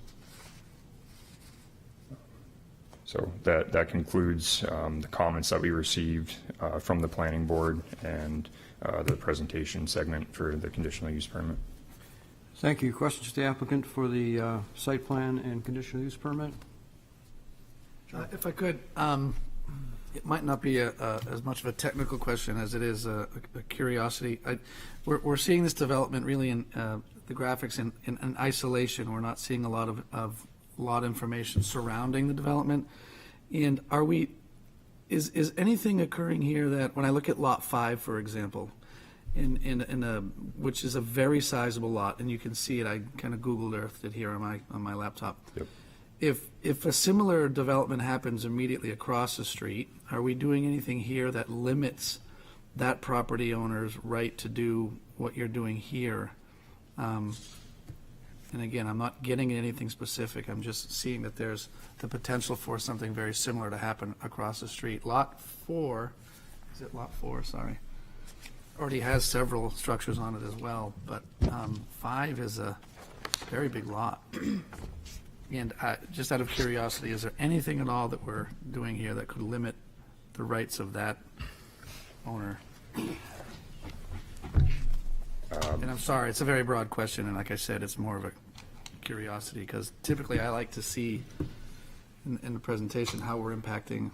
We don't really see much of the lot at all in the presentation, and I was just making sure that we were considering adjacent lots. And I might be outside of my lane. If I am, just let me know. No, the context is important. Does Lot 5 have access on Hartwell Avenue? Yes, so it's not shown on this plan, I apologize, but you can, on the aerial, I guess the scale there isn't the greatest, but there is an existing driveway to Lot 5 located right here. Looks like a shared driveway. And I believe that is to Lot 5. And then on Lot 4, there's an additional driveway here, and we have 2 buildings right here and a 3rd building here. Yeah. And I don't believe we would be prohibiting any kind of future use. It sounded like we're trying to add benefits through our agreement to those lots across the street. Right. And in terms of impact area, we don't see any way that we're really adversely impacting those lots just from, improving this lot across the street, as it is a separate lot being subdivided. I should note in the surrounding area too, there's map 230 lot 25 and map 230 lot 23A across the street, and those are both residential lots as well, and located further down Andrew Jarvis Drive is the high school. Yep. Any other questions for the applicant? No other questions. I'm going to open up the public hearing. Thank you very much. Thank you. Thank you. Well, the public hearing for both the subdivision, conditional use permit, and site plan for this application. Anybody here wish to speak to, for, or against this application?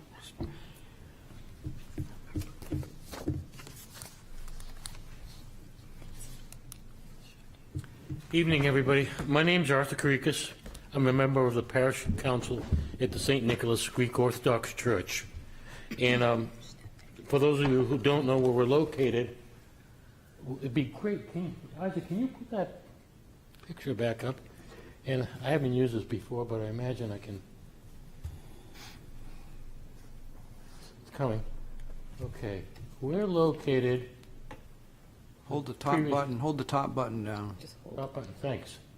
Okay, we're located right here. Here to the high school property. The previous gentleman mentioned that it ran from here to the high school, but this is where we're located, right here. We also parenthetically enjoy a right-of-way from Atwell into our parking lot, which there's Atwell. I'm sorry if I'm not using this right. It goes into our parking lot right there. So at least you know where we're located. The council has asked me to come here tonight and express the church's concerns. Basically, there are rights in our deed that have not been addressed. And because I didn't have the wherewithal to get it up on the screen, what I did was I made 10 copies of our deeds and highlighted the specific issue that I'm going to try and speak to. So, Thank you. thank you.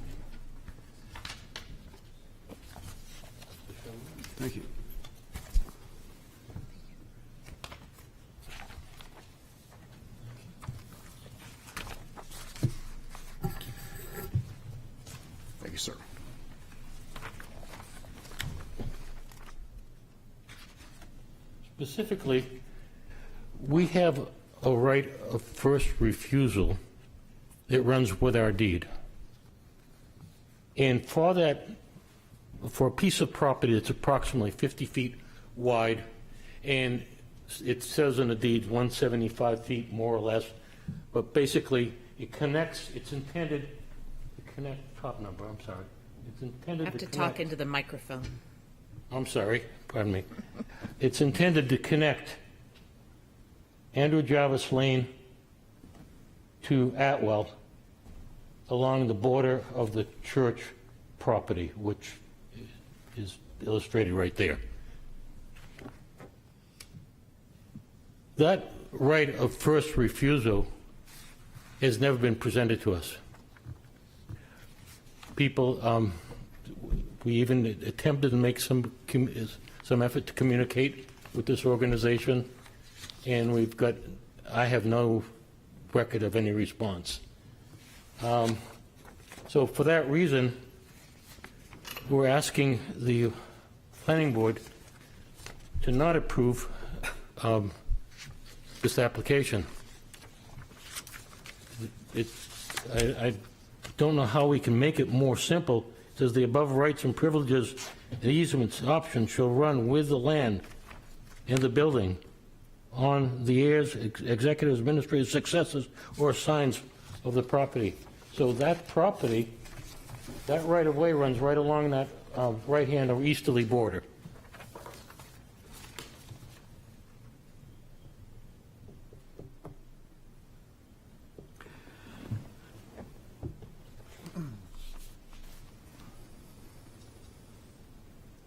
I wish I could report to you that there was effort by everybody to sort of discuss and work this out, but there's not been.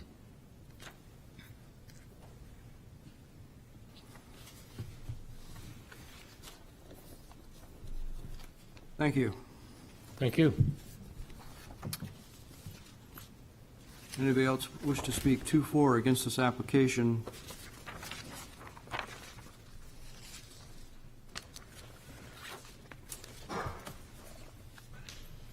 Name and address for the record, please. Christopher Chase, 34 Artwell Ave, the aforementioned Lot 5.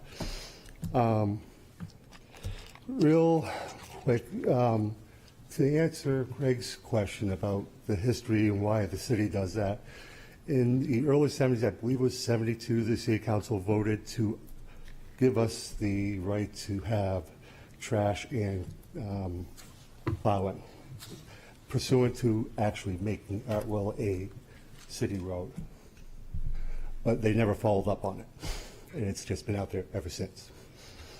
But that's why that's sort of set up that way, and just so you have some history. My wife's family's owned our property since it was built in the 30s. My wife's grandmother actually owned 437 Artwell, and donated, or I'm not sure if it's donated or sold some of the property to the Greek church. So we've been there a long time. We have a couple concerns. I'm not sure if I'm really for or against this yet, but the concerns we have is we're reducing the street size from 35 to 25 feet. And because of the layout of the land, I have half a driveway on my east side of my property, which is on a nice hill that's 8 to 10 feet down. In the winter, if I park more than one car on that, I have to have somebody push me out. It gets stuck in there. The other problem is we have drainage issues. So the water drains down onto our side of the street, south side of the street, and we actually had to put a berm up recently, and the water, which has helped it, but it also has completely restricted my access to my driveway to prevent the water going into our basements, both mine and 36's basements. Historically, once every 2 to 3 years, I would have 6 inches in my basement. My neighbor would have over a foot.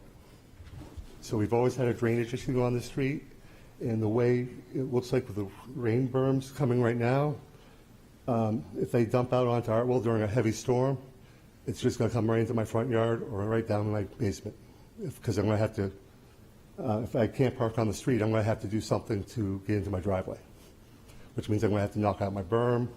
Water will come right back down in. So we have a little bit of a concern there. Historically, I mean, my wife's family's been living in this property since the 30s, and I've been parking on that street ever since. We've historically always parked there. My wife's grandmother did it. Her great-grandmother did it. It's a long history. In terms of the agreement for the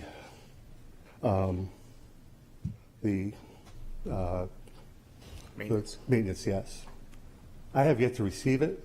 The first time I read it was 2 hours before this meeting. And if what they say is true, okay, but they haven't approached us or talked to us at all about any of this.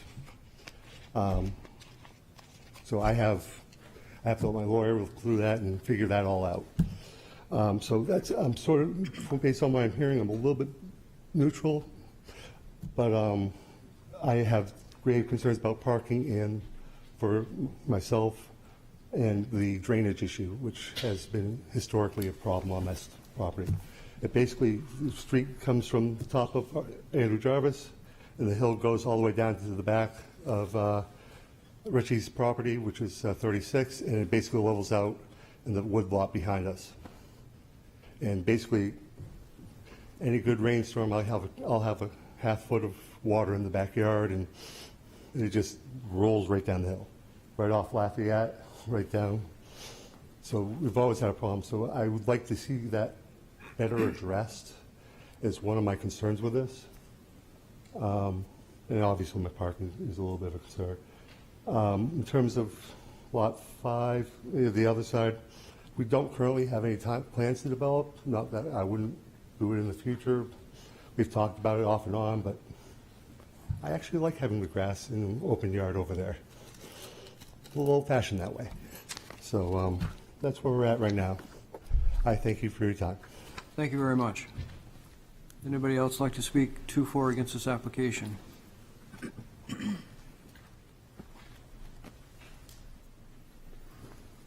Good evening. My name is Butch Ritchie. I live at 36 Artwell, which is Lot 4. Lived in Portsmouth so far most of my life, so appreciate you listening to the presentation. I've talked to the developer. I have a couple of minor concerns, one major concern. So I'll start with the major concern. Well, like I said, we have talked with them, but I'd like to go on record as far as where I feel some of the major issues are. Chris just addressed it. I think the big issue is drainage. From Lafayette Road to the end of Artwell, the road actually drops 8 feet. You really can't see it, but that's an 8-foot drop. When it rains, the rain comes down Artwell, dumps into my driveway, and I literally have a foot of rain on a heavy storm. We've put the berm up as stated, but the problem is it's just a road that just takes a lot of rain and comes down very, very heavy. My other concern is, although they're narrowing the street, gives us more pervious materials, you're also adding 2 houses with driveways and so forth, which is going to add more impervious surface. So I'm very, very concerned about drainage. The 4 rain gardens that they proposed, they all basically dump to the east side of Artwell, which is a low spot. Where does the water go from there? Nobody's talked about that. It pools now, and I can just see once they add those 2 houses, we're going to have a major flooding issue. It can't go through to the church because there's a berm along the side, so all that water conjugates now at the bottom of Artwell, and it's a real mess. Wintertime, it freezes up, and as you said, the trash trucks come down, fire apparatus and so forth. If they had to get down there, it'd be a real mess. So that's probably my main concern. Like I said, we have talked about it, but it's just something I want to go on the record as stating I'm very concerned about the drainage. During construction, I'm in the hopes that although they're narrowing it down to 15 feet, my concern is construction vehicles parked there, can fire apparatus still get around? And whether that's something we work out in the maintenance agreement or not, it is a concern of mine. And then the other concern I have is currently our 2-inch water line runs under Lot 1, which is all grass. Now it's going to be under a driveway. I'm concerned cars driving continuously over that 2-inch water line over time. I'm hoping that it's not a problem, but that is where our water line is. Now it's in a nice grassy field. Now it's going to be under someone's driveway. So I'm just kind of concerned about that. And as far as the maintenance agreement goes, I assume the approval of the maintenance agreement is pending on the approval of this project. So I think I'll just deal with the few maintenance items I have separately when the time comes for that. And I have a couple of issues, but nothing major on that. Like I said, the main issue I have is drainage, and it needs to be addressed. Thank you very much. Thank you. Anybody else like to speak to or against this application? Yeah, and for the record, Derek Durbin, I'd just like to, on behalf of the applicant, I'd just like to address, I guess, two of the concerns that were more legal related. First, Mr. Chase is concerned that he didn't receive the maintenance agreement. I just want to assure him that we'll get his email address and send it over to him tonight. I know there was an attempt to reach out. That was the one property where we weren't sure about the contact information. We reached out. This explains why he didn't get it. The other concern, and the more significant one expressed by the gentleman here on behalf of the church regarding this alleged potential right to create this access. As you probably saw, I believe that, and I don't have a copy of what he handed to you, but I believe it's a deed from 1966 to their property, which I've reviewed separately from Artwell LLC's title company, which also reviewed it before they closed on the property. The property at 437 Lafayette Road is transferred now 3 times since 1966. Surely they've been aware of those transfers. More recently, this property was actively marketed for some time prior to my client going under contract to purchase it. I know you're acutely aware this is a civil issue, so it falls technically anytime there's a dispute over property rights outside the jurisdiction of this board. It is our position very clearly that they have lost any right that they may have had over the passage of time through those 3 conveyances, which were adverse, as they would claim, to their rights over a period of much longer than 20 years. I know it was stated to the board tonight that there's been no conversation with them about this. That's factually inaccurate, and maybe the gentleman that presented didn't have that information, but I spoke with Tim Phoenix on more than one occasion about this particular issue. I have a feeling there's a reason why he's not before the board tonight, which is that it's a very weak claim in general that the church has made, and I don't really think it's something for this board to even really discuss or consider. But the conversations were had. Tim did represent to me that he was acting on behalf of the church when he contacted me about it. We discussed it. I gave him my research, showed him what I knew, and he's not here tonight. But I would just leave you with that. I know Corey or Justin would like to address the drainage concerns, which I know are relevant to the board. Happy to answer any questions before I leave. Thank you. Thank you. Anybody else wish to speak? For the record, Justin Masick with TF Moran. I just wanted to touch on a few of the abutters' concerns. I guess for one, the road width being reduced. Currently, there's sections of the road that are 35 feet in width, and with this being a private road with providing access to just several homes, we don't see a need for it to be that wide. We worked with the fire department, and it was brought up in TAC, and the minimum road width for fire code is 26 feet. And we had further correspondence with them following the meeting, and they didn't see any major concern with shrinking the road to try to eliminate some of the impervious area on the site. Really what that's going to do is, although we are adding houses and driveways and there is going to be a net increase like most development, we're looking at ways that we can try to mitigate some of that net impervious area and proposed conditions. So that was the main reason we were looking at reducing the road width. And again, we were doing so on the north side of the street to try to, because it's an ununiform road as it is now. We have like 26 feet at the entrance, and then it jets out to about 35 feet, and then it comes back down to about 30. So we were trying to just straighten out that line to give it a more uniform look, while again trying to remove impervious from the site along the north side of the property here. for drainage, that kind of ties into it. So in any way that we can remove impervious and post conditions, it's just going to mitigate that much more additional runoff that you're going to see. The abutters' concerns that there is existing drainage issues on the property. He's correct. There is about an 8-foot drop from the road here, and then also from the sidewalk up along Andrew Jarvis. Everything's naturally pitching down to a low point, and we performed 9 different test pits on the site. We found that there's other areas on the site that have really good infiltration rates. That's what we're trying to use for our areas where we're putting rain gardens. So although you're increasing impervious area, and our drainage analysis shows this, we are decreasing our post-development runoff volumes in our design. But how that happens is that, as opposed to now where everything just wants to sheet flow down to that corner of the property, we're going to be capturing those flows, putting them into locations that have the ability to infiltrate.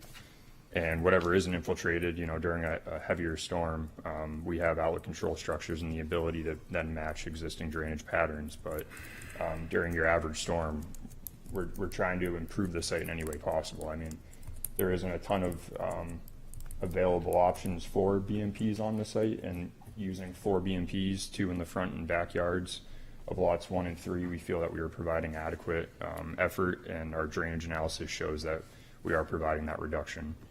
And the site overall is B and A soils, so anything that is on the yard that isn't in a rain garden is going to have the chance to infiltrate as well. But again, we have everything pitching towards those areas, and that's including the proposed roofs, the driveways, the walkways, and the patio areas.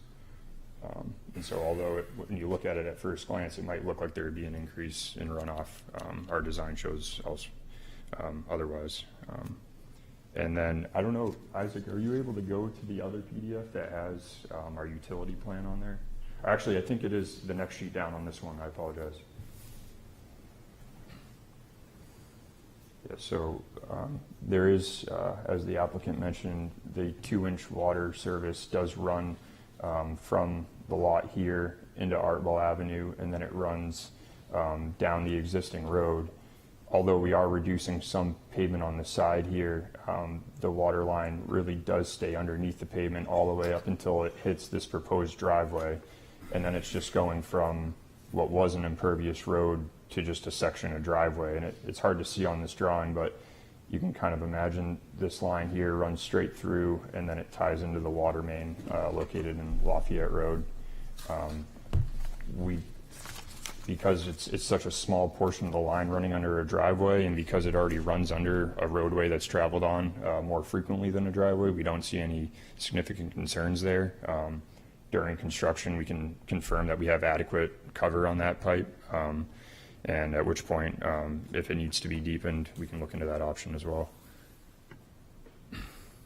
Thank you. Thank you. Anyone else like to speak to or against this application? You can speak again if you like, sir.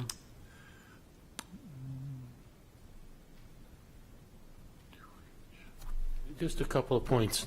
Tim Phoenix made me aware of the fact that they had 2 conversations, and both times the answer was they didn't want to discuss it. Secondly, with regard to Tim not being here, we're a church. The money we get is just donated, and paying an attorney this evening to come here to make our objection known. I don't think I did quite as good a job, but fact of the matter is that I put it on your table for you to get a look at it. So thank you anyway. Thank you very much. Thank you.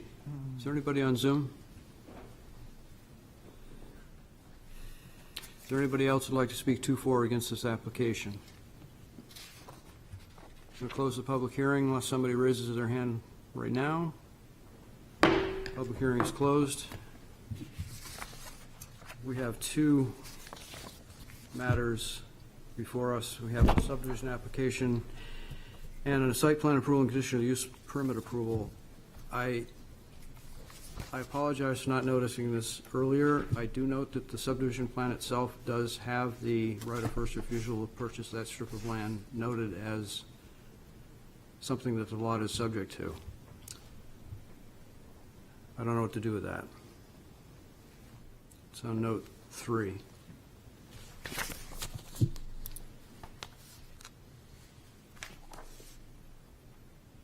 If it is as described, a 50-foot strip of land, not, I mean, they're proposing to put a building in part of that. So it seems like that's something that needs to be resolved in some fashion.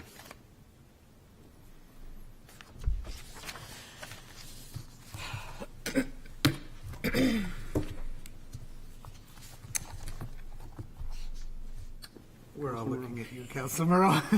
You're jumping at the bit. Are you looking for a motion, Chair? I will. We're talking first. We don't have to move. Yeah. So, yes, I mean, without having looked at the entire title, and I get this is what I do for a living, without having looked at the entire title and knowing whether or not there was any other document that says this has ever been offered and not taken up, knowing it has transferred that many times makes it a good legal case, but it doesn't mean that it's settled. There's definitely a clout that has to be taken care of. I can tell you what I'd do if it was me.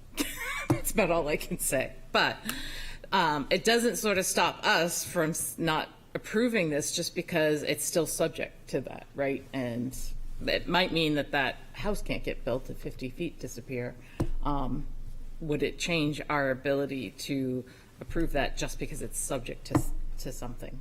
Is not really within our purview to be able to do that. But it doesn't mean that it's still not subject to that possibility. Does that make sense? Well, that building couldn't fit on that lot with 50 feet Correct. out. I don't think that building's going to be built if that's the case, which gives me, juncture of whether or not, it's the lot's subject to a first right of refusal, in my personal opinion.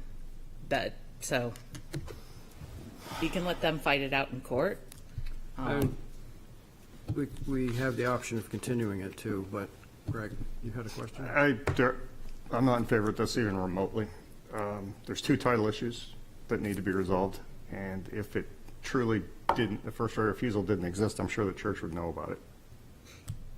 It would take somebody 20 minutes of deed research. I mean, I know how to do that. They also have the egress through to the church that they just haven't used yet. That's an issue. The lack of the maintenance agreement being presented to us tonight is a major problem. You've got liability issues of city-owned vehicles going down a private road that was supposedly supposed to be taken over by the city that hasn't been cleaned up. If they know about this, they should have cleaned it up. If somebody showed us the date of 1972 that this was discussed, then the city should rightfully take the road. It's a litigation nightmare. I'm not going to vote in favor of it. Any other discussion? Well, I had a similar question to the fact that the agreement is not final yet, and being the new member of the board, sorry. Typically, is the agreement finalized before we would, Take action. yeah? So What's referenced in the deed, which they didn't give us, or the easements, I'm sorry. Yeah, the maintenance agreement. there's a draft agreement in your packet. It's labeled access and utility easement agreement, and it does address maintenance. It was provided, but I noted to Councilor Moreau that we would want to see that executed prior to the building permit so that we would know it was in place. But there is a draft agreement that typically would be reviewed by legal, and it would have to be executed prior to the building permit. And I asked her to add that stipulation. If it is the will of the board, I think that would make a lot of sense. Even though it was provided in draft form, it's not been executed, nor has it been reviewed by our legal department.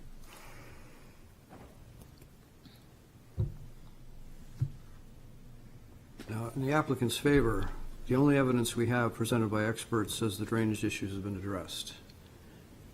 So that, I understand the abutters' concerns, but we've heard from licensed engineers that that has been addressed, so I'm less concerned about that. There's only two relevant abutters, and they're both against it. That's my point. It's a good point, but we are constrained, if we are presented with expert testimony saying that a condition is of a certain way, unless there's expert testimony refuting it, or we have personal knowledge, we're kind of bound by that expert testimony. Yes. We are bound by it, but if you question expert testimony, you're allowed to request a third-party review of it. That's if you truly don't believe what is in front of you. That's the one avenue I've been told in the past, that we are allowed to request that it be reviewed by a third party in which to be able to confirm the information or not. That's the drainage aspect. Are we allowed to question the entire deed, easement, agreement? That needs to be fought out in court. Yeah. Between the parties. We are not a party to that, and therefore it's not our fight as a city. Well, that, I agree with that to the extent that, the reason I mentioned it is if we propose to deny this application based on drainage concerns, that would not be acceptable. Would not be That's not my. No, I'm just, as an example. But we could seek to engage outside input. Now, I don't know if that could extend to include the right of first refusal issue. I'm concerned about putting a building on top of it, and that's the plan before us. Right. So, And I think with the drainage issues, the fact that it is not a city street, that the city could address if in fact there was a problem to be corrected, if it was a city street, the city could address it. But if an issue is created, it's out of our control to correct it, is it not, after it's approved? creating potentially another civil issue. Yeah.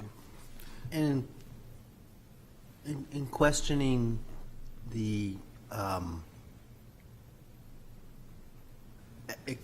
opinion there, I guess, do we know that it actually takes into account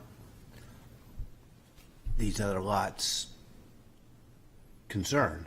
I mean, it takes into account new lots or their aspect of it, but how does it doesn't seem to address that. And I mean, not that it's a city, because it's not a city street,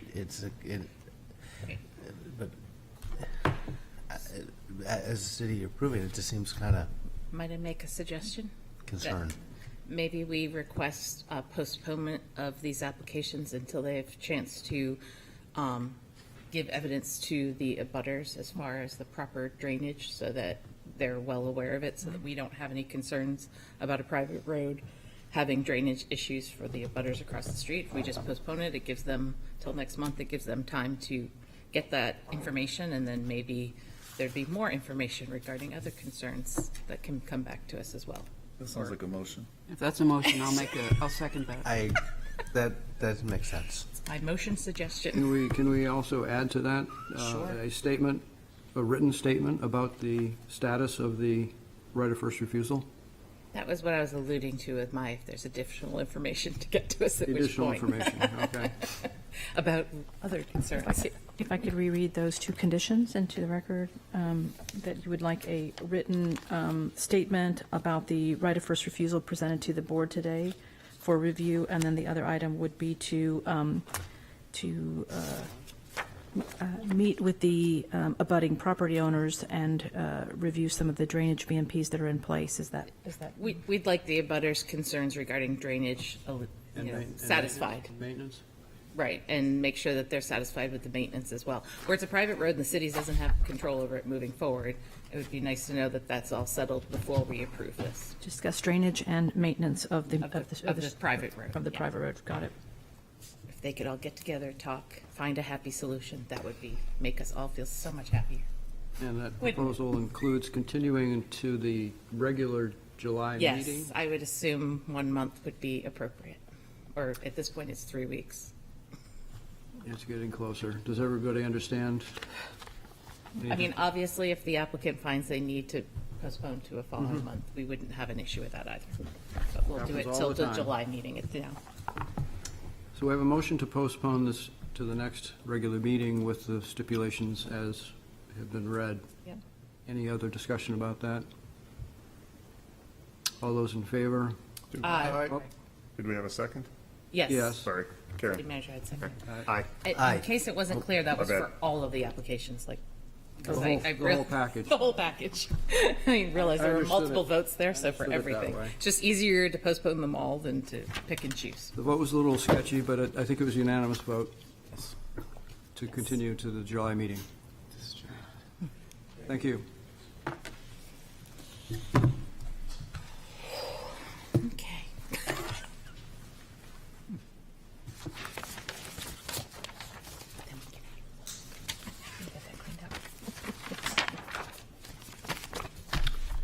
So unless I've missed, I think the city of Portsmouth is next? That's correct. They are.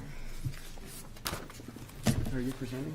No, Associate Actually, Engineer moved along Tyler faster Reese than is I thought they presenting. would. We have a request of the city of Portsmouth as owner for property at 329 Heritage Drive, requesting a wetland conditional use permit approval according to section 10.1017.5 of the zoning ordinance to impact 1,490 square feet of wetland buffer to replace equipment at an existing sewer pump station. This property is located in Assessor Map 284, Lot 5, and lies within the municipal M district. Who is here to present for this application? Good evening, Mr. Chair. My name is Tyler Reese. I'm an associate engineer with the Portsmouth Department of Public Works.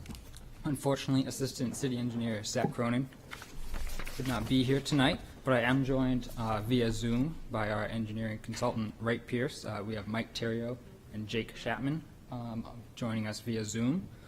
We are here to request a conditional use permit for our Heritage Avenue wastewater pump station replacement project. So Jake, if you could go to the next slide, please.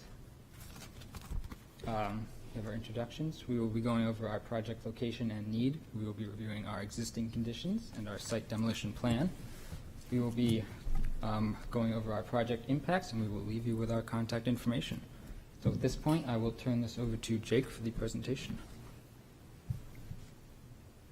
Great. Thank you, Tyler. My name is Jake Shackman, project engineer with Wright Pierce. Wright Pierce has been contracted by the city to complete the design and permitting of the new pump station on Heritage Ave.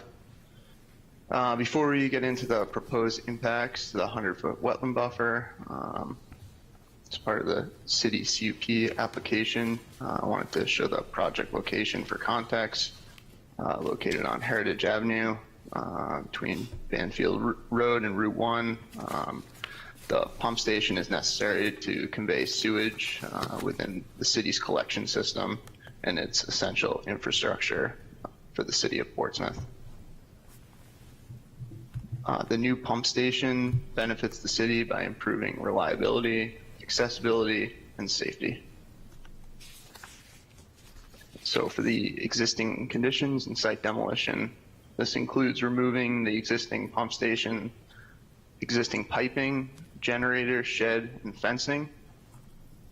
And then also wanted to point out, as shown in the photo here on the right, the existing site is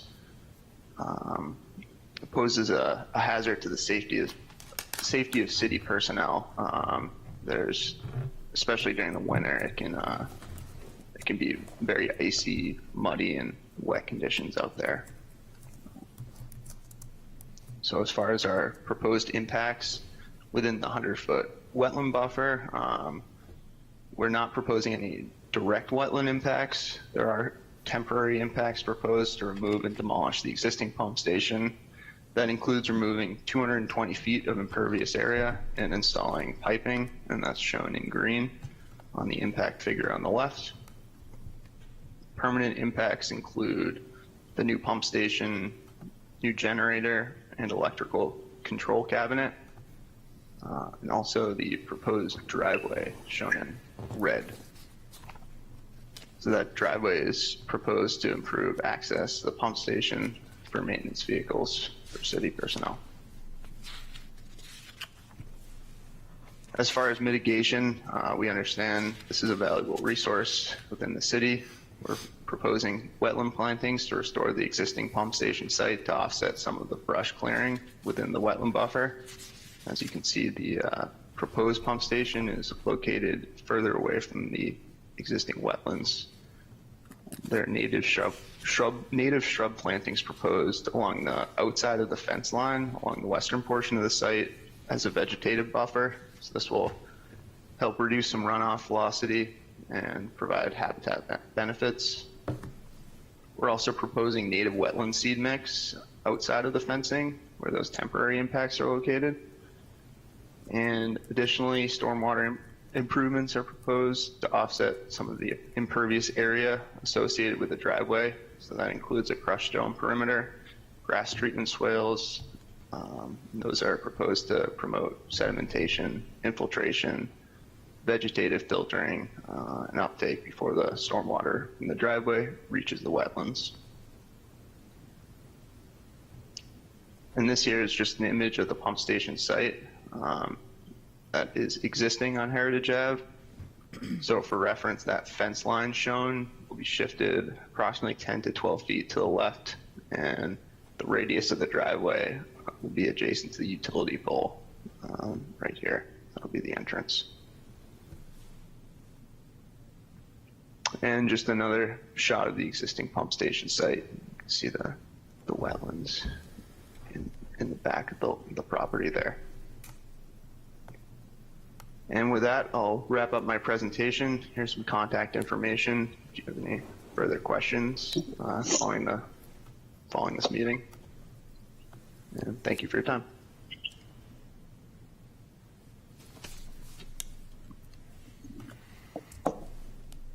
I have a question. I don't know if this is for the applicant or for the staff. Why wasn't this considered a public utility?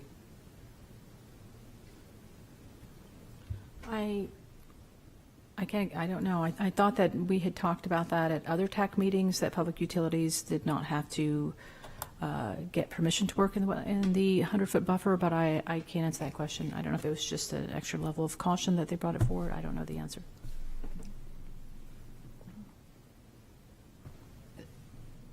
Yes. The city has always considered themselves exempt from having to do it, but they have also gone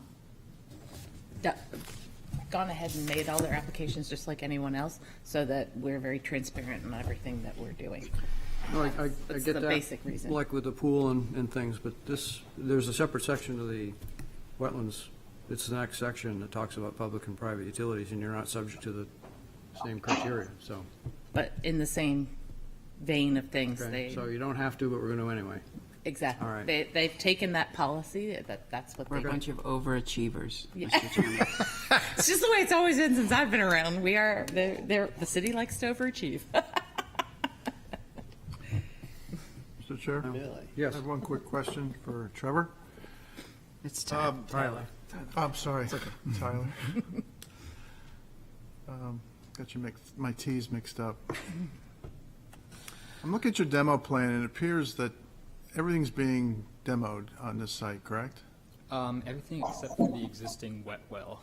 Well, okay. So, I'm just wondering, how old, do you know when this was first installed? This was installed in 1976. So, it's been there a long time. I won't do the math, but, so it's pretty much a rebuild. 48 years. More or less, yeah. Okay, that's it, thanks.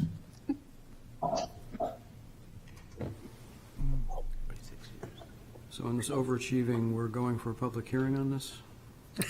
Sure. Maybe there's someone on Zoom this time. Yeah. We can only hope. Any other questions to the applicant? On the public hearings, anybody wish to speak to, for, or against this application anywhere in the universe? No. I'm going to close the public hearing.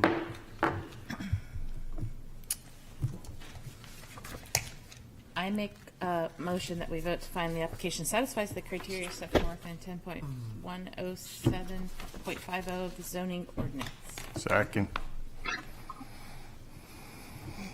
It's actually 101750. Did I not say that? You did. You said what's written, but what's written Oh, supposed to. we'll make that correction.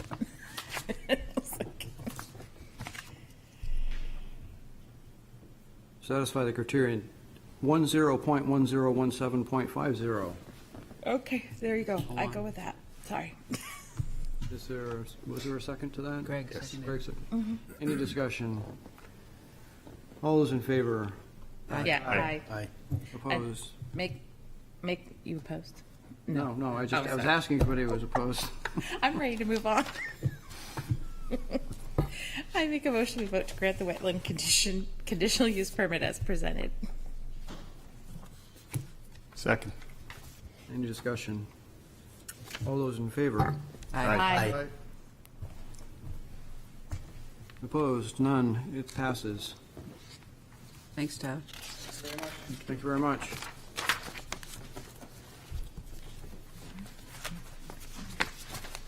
So I have a placeholder in the application, in the agenda rather, and it was spoiled earlier because our city manager's birthday is this evening.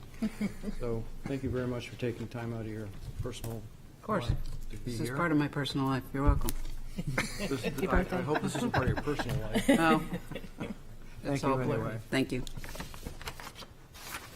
And given that it's 9:15 and it's a beautiful evening still, I'm not going to have anything else to say. I'll make the motion to adjourn, Mr. Chairman. Second. We're adjourned. Aye. We are adjourned.